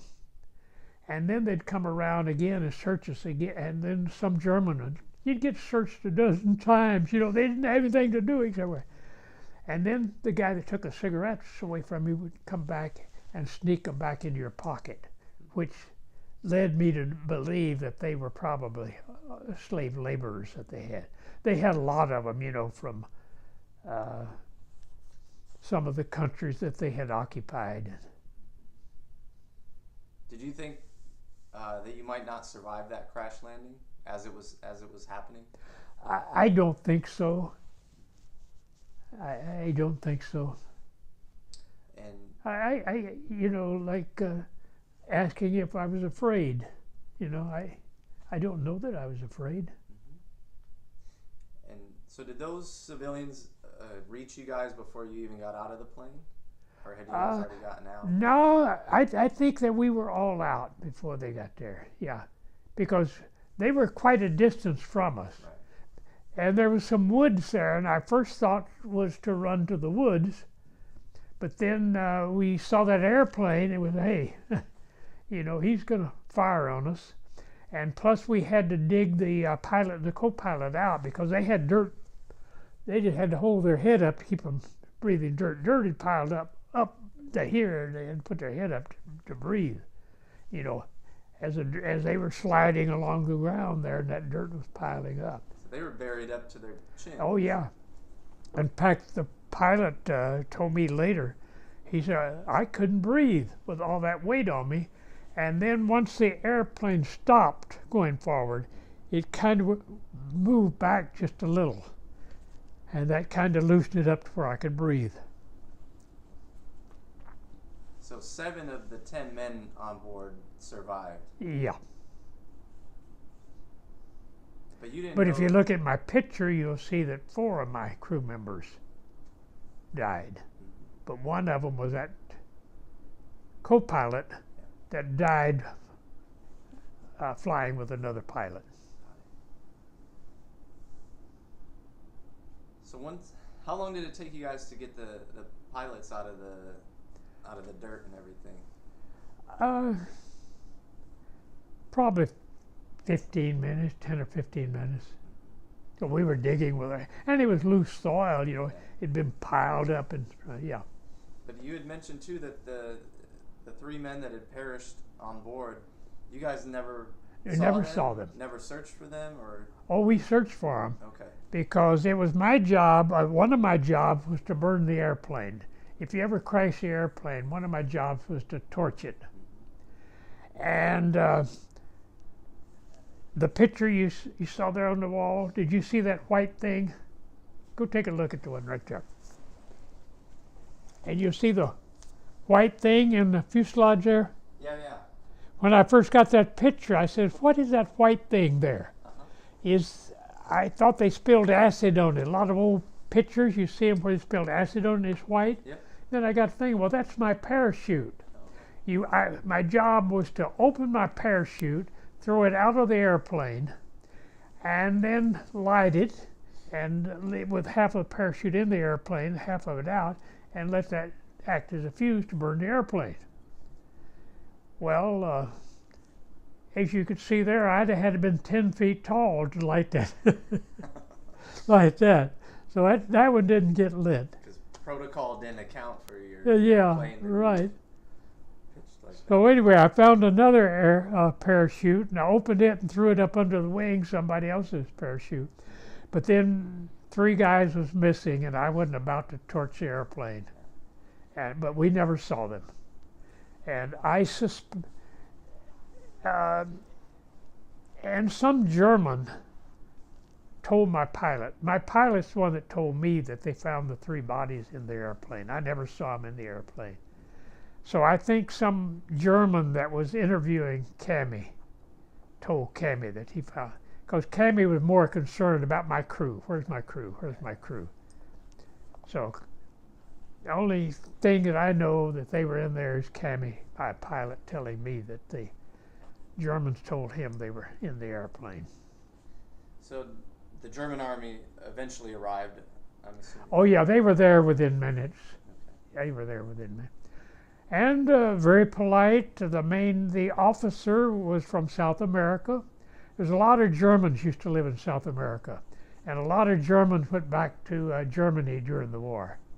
And this guy, very nice, tall, slim, very polite, spoke pretty decent English. Did they search you again? No, they didn't. Yeah. But they took us into an office-like thing. I think it was the anti-aircraft battery office, because they paraded a bunch of women through to see us. And they told us that these were the anti-aircraft gunners that had been shooting at us. And then in a few minutes, we hear a motorcycle coming down the road. And boy, all those guards began to be very strict and very stern and very polite, and not polite to us, but military politeness to the other officers. And some German officer came in. And it really looked like a Hollywood actor, you know. He had on this big, heavy overcoat like you used to see the Germans. And the coat was brought around, and they had snaps. So they snap it here. They rode motorcycles. That was for riding a motorcycle. He was riding a motorcycle. And he was the commander there. And, of course, we were all beat up and bunged up. And you didn't know who was a pilot and who was a gunner or anybody. You know, we were just all standing around there. And this German comes in, and he goes and he looks at everybody. And he finally looked directly at me, and he said, "You bomb Berlin, yeah." Of course, I didn't say a damn thing. And I say he was looking right at me. Each one of the other guys may have said he was looking right at them, you know. So, you guys landed or crashed with the bomb still in the plane? No, the bombardier is supposed to detonate salvo them Okay. on the way down. So he pulled the salvo lever on the way down. They weren't armed, but They were armed, yeah. okay. They were armed because I armed them over the English Oh, Channel. you do that right after you. Yeah, right got as soon as you get over the English Channel, so you don't accidentally drop them on England. it. Sure. Yeah, they went off when they hit the ground. I don't know where they hit the ground. I was gonna say that'd be pretty dangerous to Yeah. try to crash land with those. So, take me through what happened next after. Oh, first they took us to a place for interrogating prisoners. And when you're there, they put you in a separate room by yourself. Didn't see the rest of my crew while I was there. And then there'd be one group of guys, you'd be called into their office, and it'd be some guy sitting in a chair like if he was the big wheel or something. Then he'd have two guards standing on each side of him, and he would question you. And they took our dog tags away from us, you know. And according to the Geneva Convention, you know, if you catch somebody without dog tags, why, he is a civilian and you can legally shoot him. So that's the first thing they'd say, well, what proof do you have you're a soldier? So well, you got my dog tags, you know. We don't have any of your dog tags. They gave them back to me later, so I know they had them, but anyway. They're trying to scare you into. Yeah, kind of seriously. Hey, you don't have, you're a civilian. We have no reason to believe you're a soldier. And then they'd shove you around, they'd push you, and all you'd tell them is your name, rank, and serial number. That's what all you have to tell them. And then in the middle of the night again, somebody else would come in. And a lot of them would tell you, now, this guy, they'll take your cigarettes away from you. He'd try to get the good side of you. So they'll take your cigarettes or they'll take your watch or something. So if you give them to me, then I'll give them back to you. And you give them to them. And so you knew he'd take them if you wanted them anyway. Yeah. And then when he'd come back, then he'd give them back to you. Okay. Yeah. To look like to try to get you to talk to him. Yeah, he'd say, I'm a prisoner from Poland. I'm against these damn Germans too. I'd like to kill every one of them, you know. And he would make you think that, you know, he was forced to be in the German military. And then eventually. Yeah, we went through that. And me being a sergeant, what did I have? I didn't have anything I could tell them, you know. So I would say as far as me being in there was mainly formality. So even lower rank officers, they didn't even know what their mission was going to be the next day, you know. You didn't know what your mission was till the morning you got up and after you had your eggs for breakfast before they tell you what mission you're going to go on. So they couldn't tell them, you know, what mission was. You nearly always had a secondary target.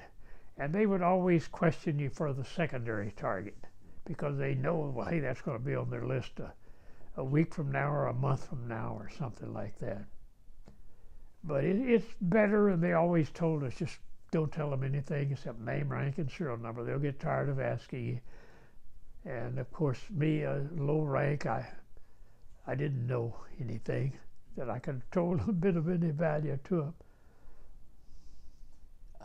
So you guys were eventually processed and yeah, we were processed there, and as I say, Benz, I was only a sergeant. I was in there a week, and my entire crew, then they put us on a train, and it was just a boxcar. They put a boxcar and put a lock on the door, and then they had another boxcar just for guards behind us, you know. And so whenever we were stopped, well, they would come up there and open it and let us out to let us go to the bathroom if we could hold it that long. And then count us, make sure we were back in there, and then they took us to Stalag 17B. And there they shaved our hair and took our photographs and assigned us to a barracks and those kind of things. And was it exclusively prisoners of war? It was prisoners of war. Now, there was really two camps. They actually joined, but there were 6 barbed wire fences in between the two. And it was a Russian compound. All Russian prisoners was in the other. And then there's 7 barbed wire fences and space about as far as from here to that wall in between each one of them. So you'd have to climb over a bunch of fences to get from one to the other. And then they had a warning wire fence that's about 100 feet in from the main fence. And it was just one strand of barbed wire about that high along there. And all of that space between that warning wire and the fence was tin cans. So if you went there at night, climbed over that warning wire, and tried to get to the main fence, you'd be stepping on all these tin cans and making a noise. And about every 200 feet, 300 feet, something, I don't know, there would be a tower with a guard in it, an armed guard, all the way around the big compound. And in the Russian compound, there was even a few women in there. I guess they were nurses or something like that, I don't know. Or they could have been pilots.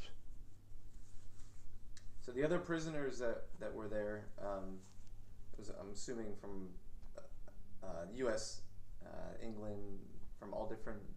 no, they separated the Americans. Okay. Yeah. Early part of the war, they did put the Americans in with the English. But before I went there, they separated. They pulled all the Americans out, and the camp I was in was all Americans, except this one section that was Russian, and it was divided. Now, they would bring the Russians over into our compound to sweep it down, not in the barracks, but outside, pick up trash and things. And then they'd have guards with them all the time they were in our compound, and then they'd take them back. And what was daily life like for you as a prisoner of war? Played a lot of dominoes, cards. The Red Cross would send in games and things like that. Or just walking around the compound. There's a lot of walking around the compound. They usually had baseballs and maybe a bat, so you could bat a ball around or something like that. Were you treated for your broken ankle? Wrapped up is all, yeah, nothing serious. So you just healed naturally. There was no cast or anything, no crutches given to you? No crutches, no. Just wrapped real tight. And were you forced to work at all? No, see, I was a sergeant, and according to the Geneva Convention, you were protected. I did not have to work. Okay. And what about food? Food, they served it in barrels. They had barrels and they were cut half in two and had a hole drilled through them, just about that far from the top. And they put a pole through it so 2 people on that side, 2 on this side could carry it in. And they would bring soup to us in those barrels. I assume they were cooking the soup in big, heavy metal containers and would put it in those half barrels because a half barrel probably helped a little to keep it warm and was easier to carry. And they'd bring that half barrel of soup in, and it's very watery soup, mainly just potatoes. And then some of it was made with vegetables. It was a kind of a mixed vegetables. But the vegetables had been dehydrated, and they tell me they had some process that they would take those fresh vegetables through, and they could ferment it or do something to it and make an alcohol out of it that they could use for running machinery and stuff. And it was that pulp from that is what they used to make that vegetable soup. But the biggest part of it was just boiled potatoes and water. That was your daily meal. Yeah, and bread. We got bread, like you saw my slice of bread, didn't you? On the wall there? Yeah. Yeah. Oh, yeah, that's right, yeah. So you spent, I think you told me, a year and a day as a prisoner? A year and 5 days, A year and 5 days. Yeah. And it was towards the end that you guys went on the forced march? Yeah. That was early April. The Russians, Vienna was east of us, and we could hear the Russians shelling Vienna. So we knew the Russians was getting close. So they came in one day and told us that we were going on a forced march inland. And we said, we're not going to go, we're going to stay here and let the Russians liberate us. And a couple of days after that, they came in with guard dogs and bayonets on their guns and a bunch of extra soldiers and said, you're on the road today. And they drove us out of the camp with bayonets and guns loaded. And so we were on the road for 30 days. And we would, it was pretty close to the Danube River, though, because the camp was pretty close to the Danube River. A lot of snails going across the road. And we immediately thought, well, hey, some people eat snails. So we started picking up the snails and picking the snails to cook them that night to eat them. And found out it's pretty hard to walk down the road with a handful of snails. So my buddy and I, we got up and we knew if we got behind, you'd get shot. And they told you, if you can't keep up with the group, we'll shoot you and leave you beside the road because we can't afford to leave a soldier here to guard you. Did that happen to anyone? I saw it happen to the Russians. I saw a lot of Russians just shot because they couldn't keep up. But I didn't see any Americans. I saw some Americans. One of my best buddies, in fact, I got his picture up in the wall there, was shot the second day out. He was trying to escape. And he was shot. 5 of them was shot that day.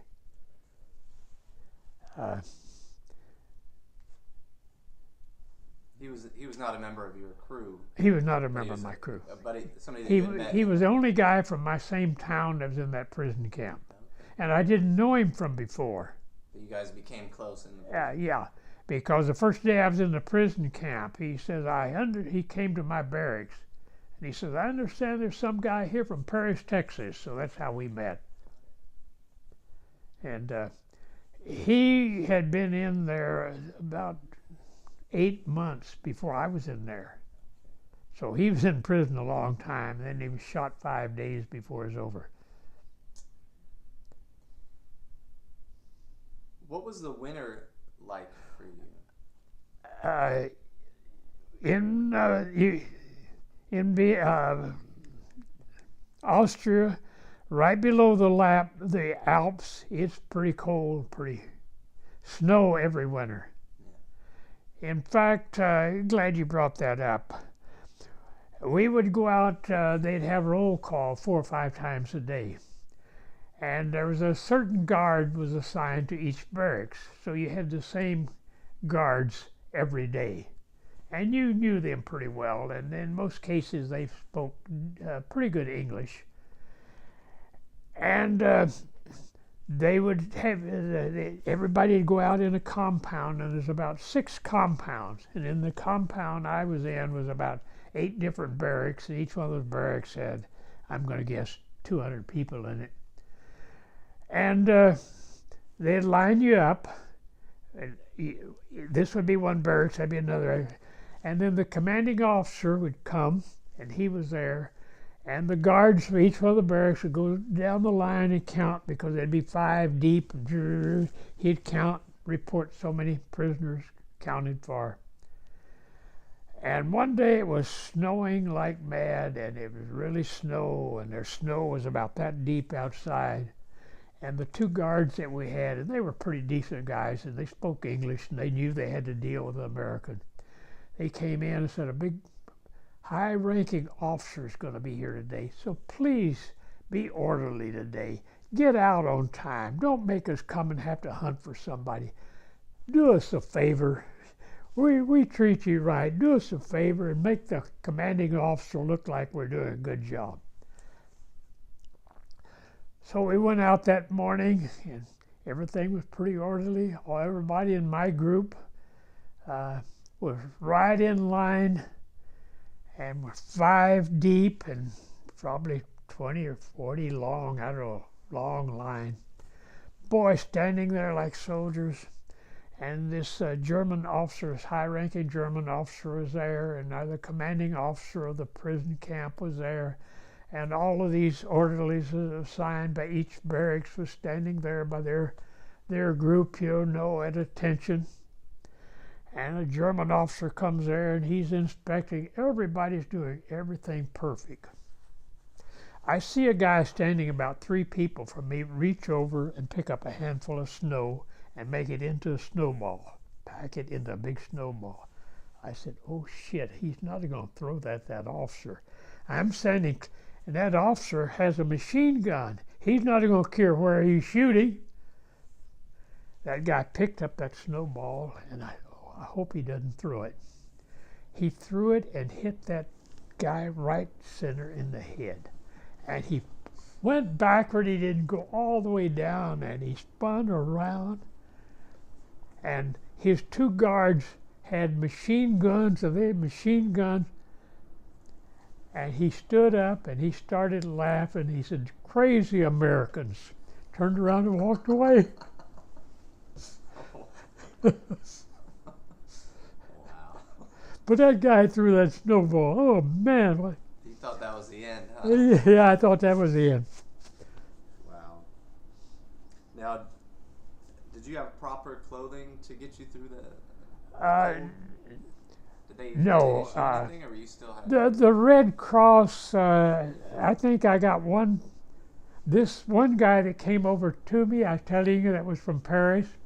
He had got a package from his grandparents who lived in Paris. He brought me over a clean pair of underwear, shorts, and gave them to me there. That is important because there you didn't have any clothes except what you had on. And when you wash those, you wear something.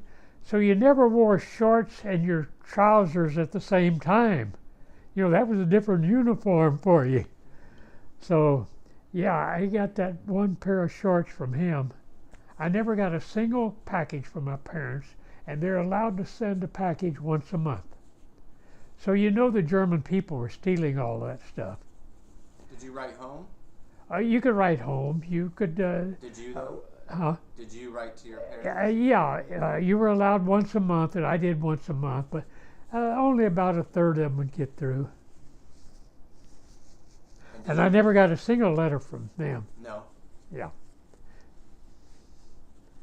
Because, it was a lot of work for them. And a lot of them were slave laborers that were even doing that work.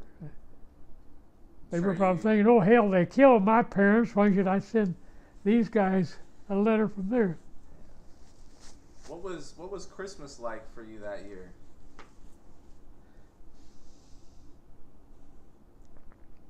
Yeah, I don't even remember. I remember there was one holiday, Thanksgiving. They kept advertising, you're going to get a good meal for Thanksgiving. You're going to get a good meal for Thanksgiving. We heard that for a month. The decision had been made to give you a good meal. They gave us half of a potato and a wiener that had been cut with a razor blade. It was about as thick as a razor blade. One little slice of bologna or... That was your Thanksgiving. That was our Thanksgiving dinner. But we had a lot of good laughs over that. We didn't expect too much anyway. Were there any pranks or things that you guys would, aside from this snowball incident, but was there anything that you would do to kind of jab back at the... Oh yeah, we're digging tunnels. You know, to get out of that place, this was in Krems, Austria. You'd have to walk 600 miles through enemy territory. You'd have to swim the English Channel to get to England. And people were trying to escape. They think if they could just get outside these fences. So people were digging tunnels all the time. After a big rain, the end of one of the buildings would drop down. We had one time where they dug all the way out. And the night they were going to escape, a guard was walking there and had walked on this loose soil and fell through down into the tunnel. And you could hear him screaming all over the camp, you know. So then the next day, the guards came out and rounded up several Americans and were going to make them dig that tunnel all the way. They didn't have enough nerve to get down underground and go there. They was going to make these guys dig that tunnel out. So they had 4 or 5 guys there, and they tunneled, and they got in there, and as soon as they got in there, they took off and came up into camp, and then we had some shovels to dig with because they stole the shovels that the Germans had given us, you know. And the Germans was afraid to go in there, so they put a bunch of barbed wire in there and filled the tunnel up out there. So yeah, they were a lot of people trying to escape, and a lot of people escaped. But hey, they caught them, brought them right back in. 30 days of solitary confinement. A guy, Charlie Cochran, the one that got killed, he escaped I don't know how many times. Of course, he'd been in there 6 or 8 months before I was in there. So he'd been in there a long time. But he was always trying to escape. And got outside several times. But he always ended up back in. Yeah. So I'm assuming you probably lost a significant amount of weight. Oh, I did, yeah. And did you what do I want to say? Did you contract any diseases or sickness? I guess that most of us was pretty healthy. Most of us had done a lot of exercise before we went in, and we probably lived on that body fat that we'd built up or something. But the military told me later, after I got out and went through examinations, that they figured,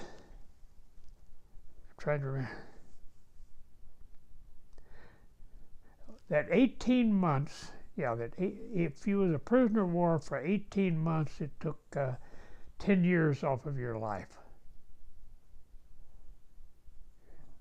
That was their calculation. Yeah. But I was a farm boy. I worked hard all the time on the farm. When I went into the military, these long runs, 10 miles run, no sweat. So I guess that the hard work that I went through as a kid really paid off, because I never got sick to amount to anything. I was down to skin and bones. And what they did, they had a camp set up in France, and it's called Camp Lucky Strike. And that's where they were taking a lot of the prisoners as they were being liberated. They were flying them. They brought some DC-3s in and loaded us in DC-3s and flew us to Camp Lucky Strike. And there they had doctors, a lot of good nurses. The mess hall was open 24/7. They had malt shops. You could go to 24 hours a day. You could go to the malt shop and get any malt you wanted. And going to the mess hall, there's a short line there. There's always a doctor there handing out, not pain pills, but health pills. Vitamins, yeah. Vitamin pills.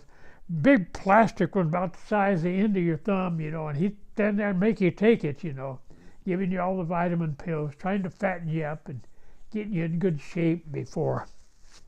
And they issued you new clothes in 2 or 3 sizes larger than you were needed then, because they knew they was going to fatten you into them before they took you home.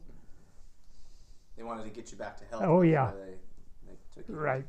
home. So were you able to bathe or clean yourself at all during your time as a prisoner? Not really. They had in the center of the barracks there. These barracks was old World War I barracks, and it was a long barrack and a typical barrack, where it's so wide and real long, and in between that they had what they called a washroom, and there were some basins made out of cement, and these were made back in World War I, and they did have running water there, but it only running water certain times when they wouldn't turn it on, because they were afraid that if they left the water on all the time, you'd be digging a tunnel and you'd be flushing this dirt out through there. So their water wasn't on very long during the day. So if you didn't go in and try to wash, you may not be able to rinse it off, because they may turn the water off, or it may not even be on that day. So you didn't get many. It's just kind of a little sponge bath now and then.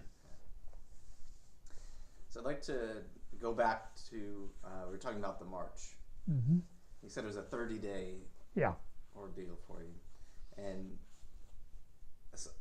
excuse me, how far of a distance did you guys travel?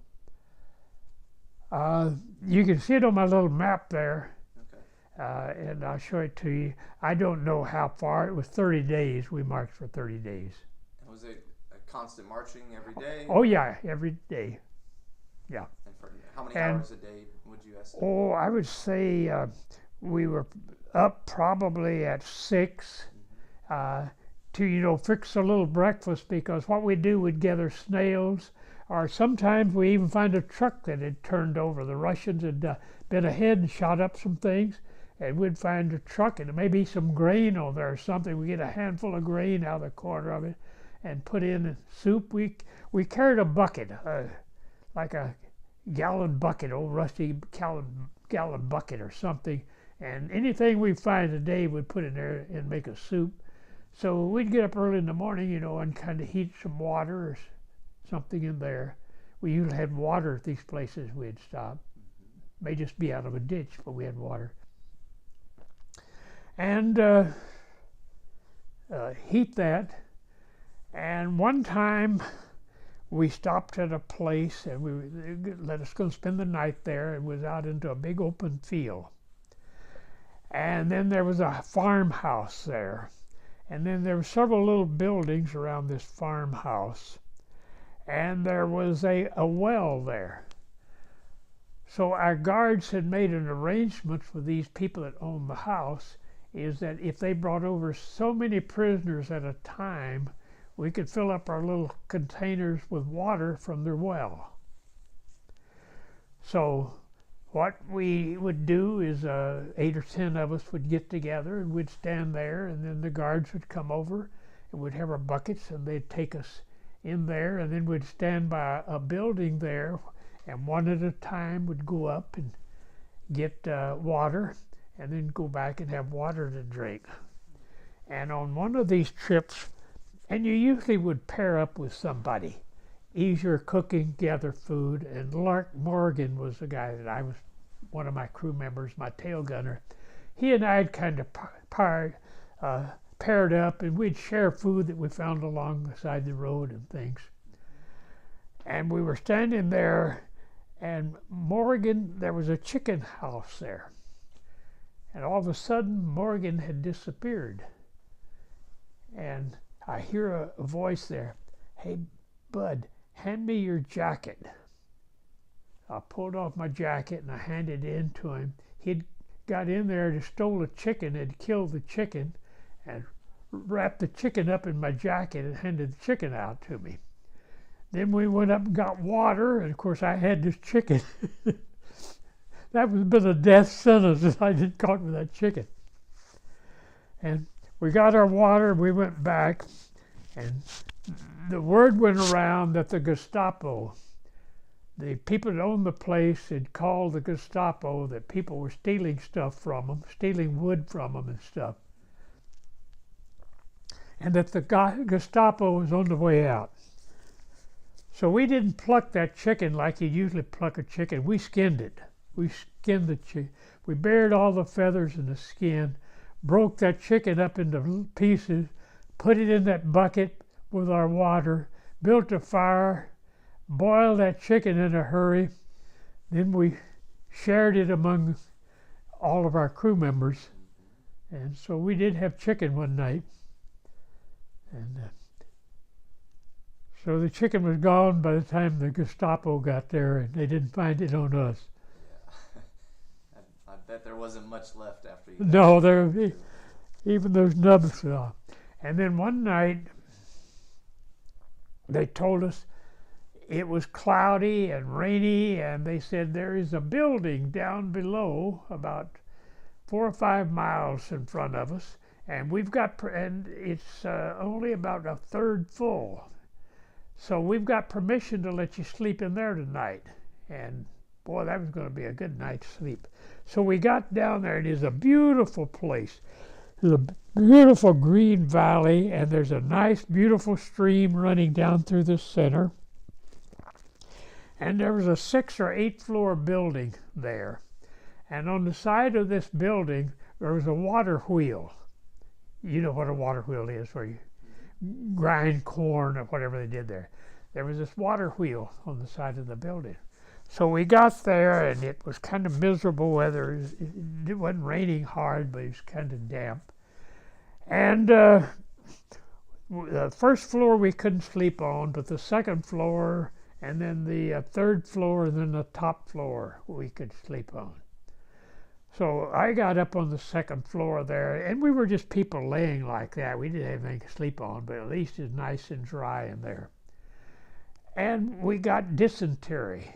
So along the way, somebody there who thought he was a doctor said, eat charcoal. Everywhere along the way you see where a house is burned or something, pick up a handful of charcoal and eat the charcoal. That's good for when you got the runs.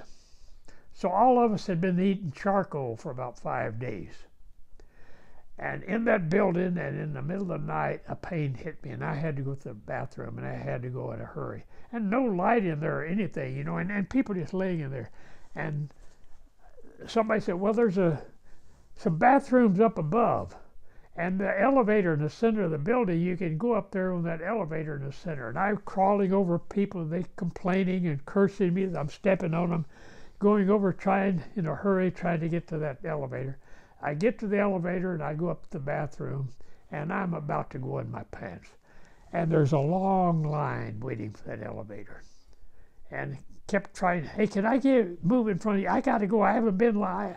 Oh, hey, me too. I can't. No, you got to get to the end of the line.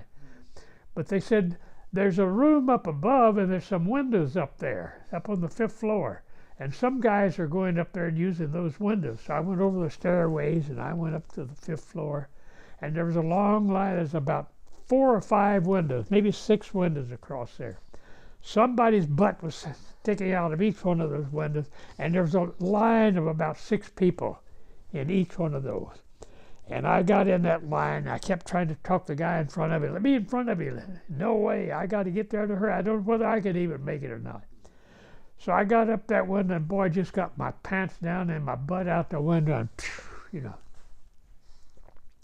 And wow, what a relief. And I started back down. I didn't even get back down to my place, and another pain hit me. And I knew no reason to go to that first toilet. It's going to be busy. I knew where the window was. So I just went straight to the window. And I went to that window 3 times that night, I think. Next morning, beautiful sunshiny day. We get up and we start walking out of there and walking up that hill and looking back at the side of the building where the windows was. Beautiful red building. Below each window was just black as tar from the 5th floor all the way to the ground. I bet they didn't invite anybody else to spend the night in Probably not. in their warm building. You guys painted the sign of their building. Yeah. So there were fun things and there was tough things.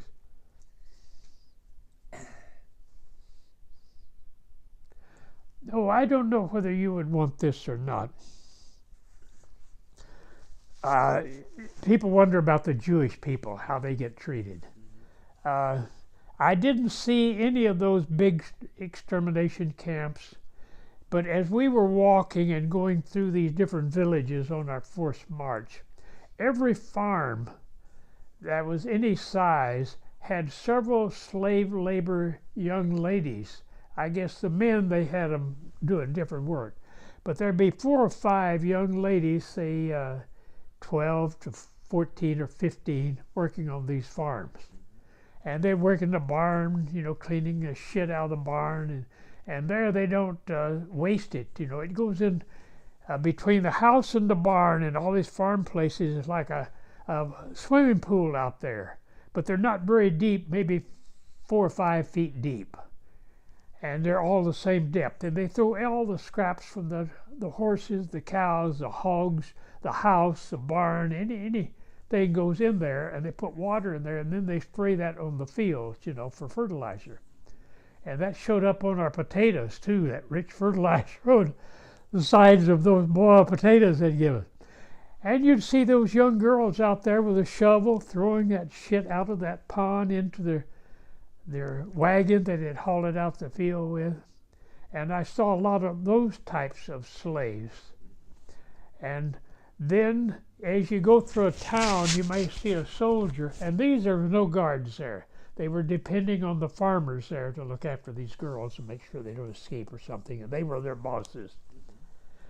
And it's probably the safest place they could have been, so they were probably lucky there because they probably got food and stuff. But anyway, we'd go through a town, we'd see 5 or 6 Jewish guys, and they all had this Star of David, sewed on the clothes, and obvious, with 1 or 2 guards and 5 or 6 prisoners. And they were taking them to different places for work, where I don't know.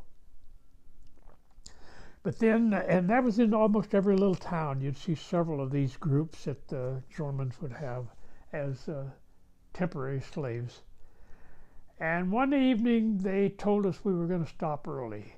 And it was a place where there'd been a lot of hills, it was kind of hilly country. You go down into a little valley like, and then up another hill.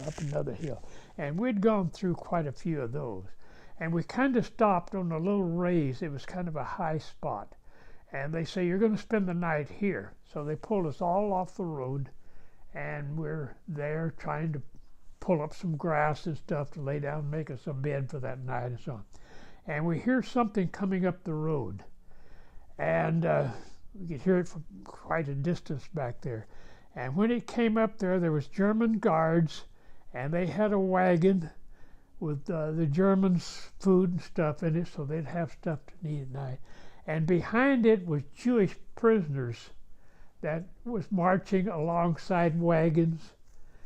And some of them, they would talk to us. They were real skinny, none of them weighed over 80 pounds. And all had the Star of David. And they said they'd marched from Budapest, Hungary. And they were Jewish prisoners. And they were just skin and bones. And every time you'd see a little grade like that, they would start falling out. They couldn't climb that little grade. The Germans would come along and kick them several times to try to get them to get up and get marching again. Where they were taking them, we never found out. But then when they couldn't get up, then the German would just pull out his pistol, put a pistol to his head and shoot him. And then he'd motion for some other Jewish guys that were a little stronger. One would get his hands, one would get his swinging several times and throw him up on a wagon. And this wagon was just full of bodies. Some of them arms hanging over the side, legs hanging over the side. And then another group would come up just right behind that one. And they talked to us, and they said, there's lawyers, there's doctors, there's teachers in this group. And then the new bunch coming, the ones start up that little grade, there'd be 2 or 3 of them at every grade that wouldn't make it. The Germans would pull out a pistol and shoot them and throw them on the wagon. And so finally that whole group went by us. And some of them would talk to us. Some of them, their English was pretty good. Some of them was well educated. And that night we heard a lot of shooting. Didn't know what it was. The next day we went on our forced march up that same road.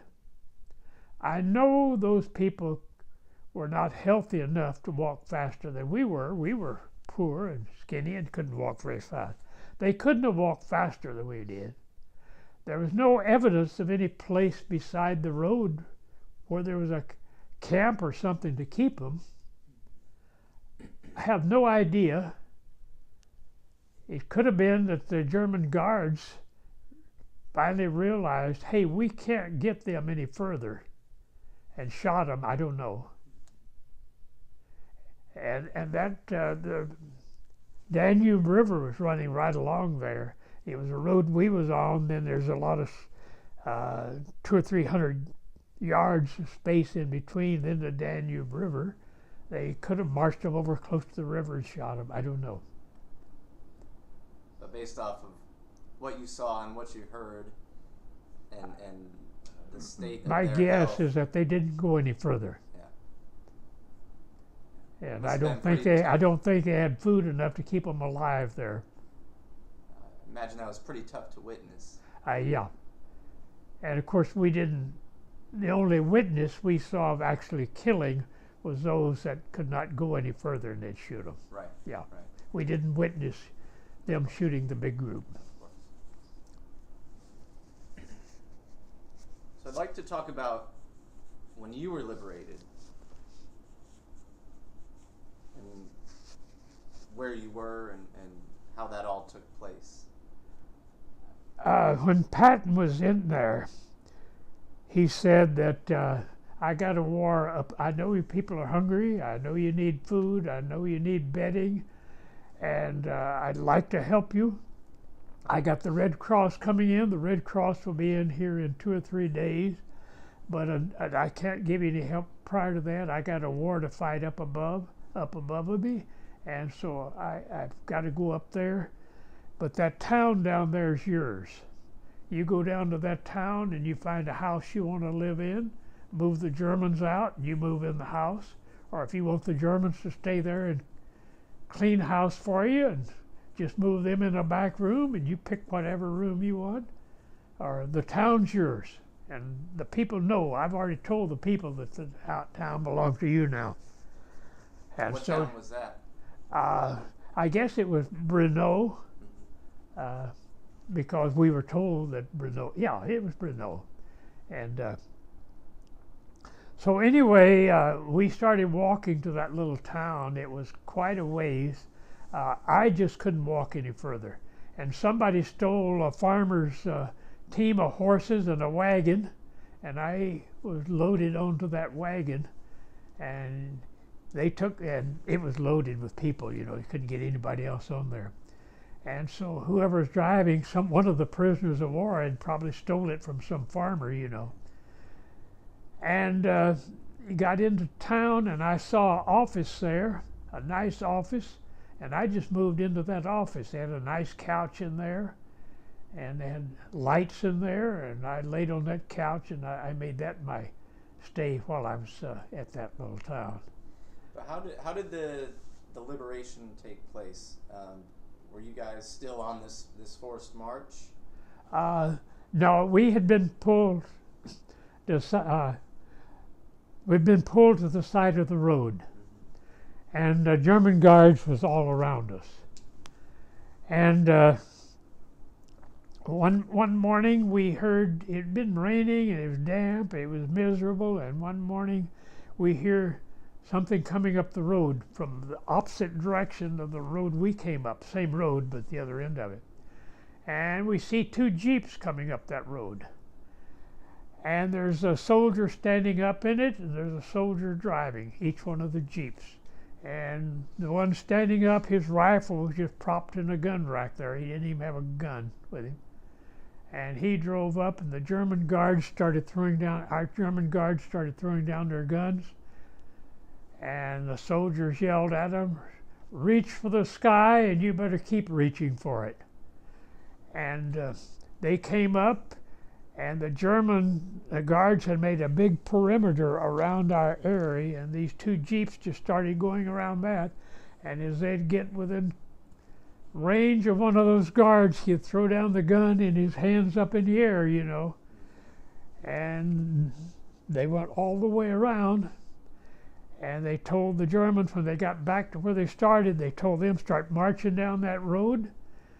Our backups are down there, our troops are down there, and when you see them, your hands better be in the air." Never pulled a gun, not a shot was fired. And those Germans started running down the road with their hands in the air. And we just there a few minutes, we hear another Jeep coming up the road. And it's General Patton standing up in his Jeep. He has his driver there, his chauffeur's there. His chauffeur's rifle is standing in the rifle rack. He's not holding it. General Patton is standing up in there, holding on the windshield, with two pearl-handled silver sidearms. He comes into camp, and of course everybody swarms around him. And they didn't have to ask him his name. He didn't volunteer it. You knew who he was. And he says, "I know you guys are hungry. I know you need food. I know you need shelter. But I don't have anything to offer. I've got stuff ordered, and it'll be coming into here. The Red Cross will be into here. They'll bring you food in here. They'll bring you bedding and stuff. But says, I got a war to fight up ahead." And says, "I'm headed up that way." And he took off towards Czechoslovakia. Before that happened, was there any inclination that, I guess, they were that close? The tide of the war was turning? Oh, yeah. Well, we could hear the Russians coming up that side, you know, from That's why behind us. And yeah, and we didn't hear any signs of the American army, but we knew they were advancing. Mm-hmm. Yeah. And there would be airplanes fly over us periodically, too, and we knew that they were making reports back to headquarters. Mm-hmm. Yeah. And do you know about how much you weighed at that point? I seem to remember 110. I think I weighed 110. Do you know what you weighed going in? Or I was 180. So you lost a very significant amount of body weight.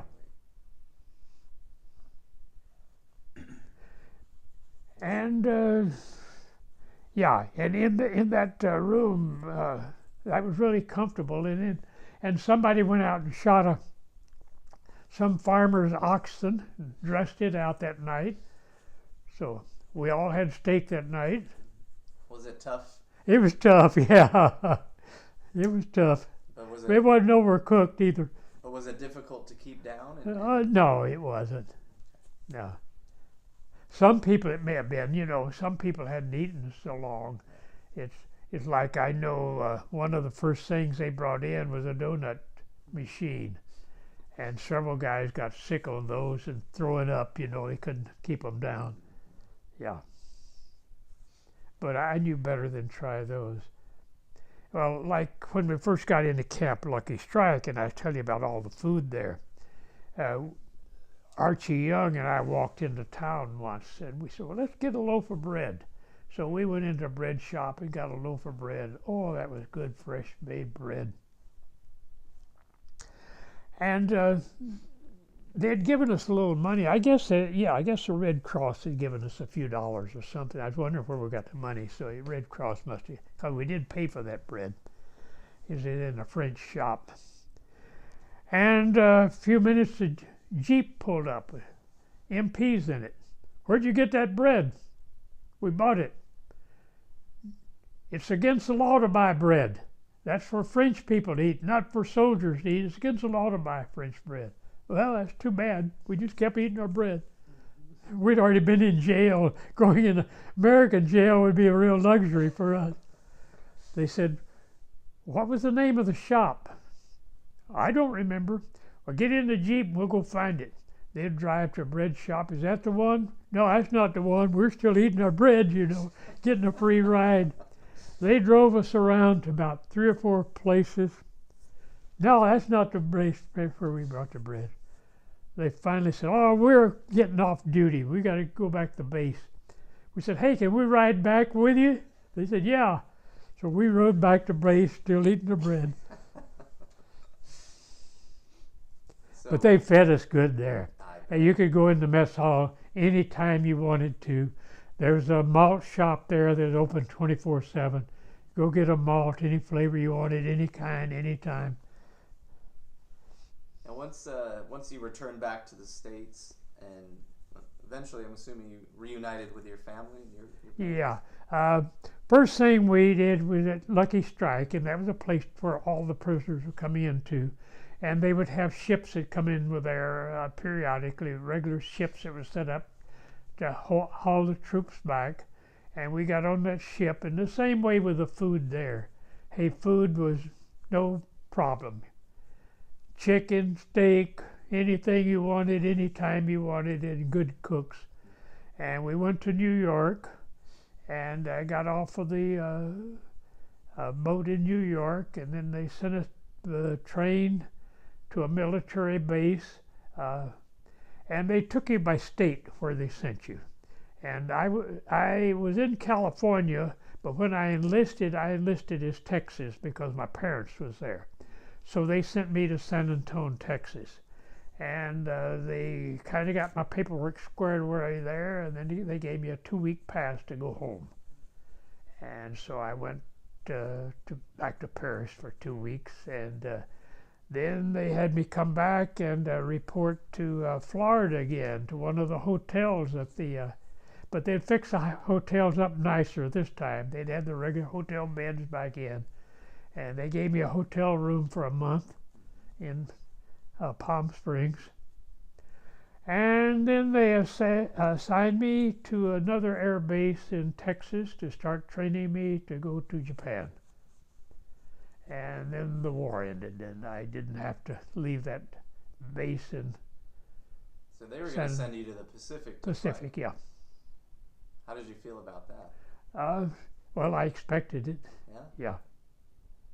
There was still a war going on there. You still had 24 missions to fly. That's right. They may have even had a different count. It may have been 50 there. I don't know. Man.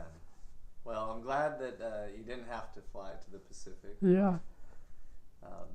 And I've never had a desire to go since then. Hawaii's as far that direction I'm going. There you go.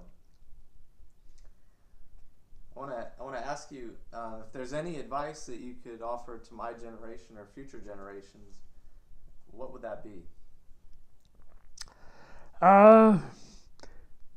This is usually the question that schools ask, and I give talks at the schools every year. I think that everybody, when they graduate from high school, should have to serve 2 years in the military. I don't think that people graduating from high school, especially nowadays, know what they want to do. They don't know what they want to major in. Very small percent, and even that small percent usually change their mind. So I think you need I think military is good for you. It teaches you discipline, and it makes you realize you're tougher than you think you are. It makes you think you can put up with more than you think you can put up with. It makes you stronger. I think you look at things differently. And I think that college is a waste of time. First 2 years of college is a waste of time for 99% of the kids. Could be better spent. Yeah. Well, I want to thank you very much. Oh, thanks for coming out. Oh, absolutely. It was an honor. Thank you very much for your service. Sure.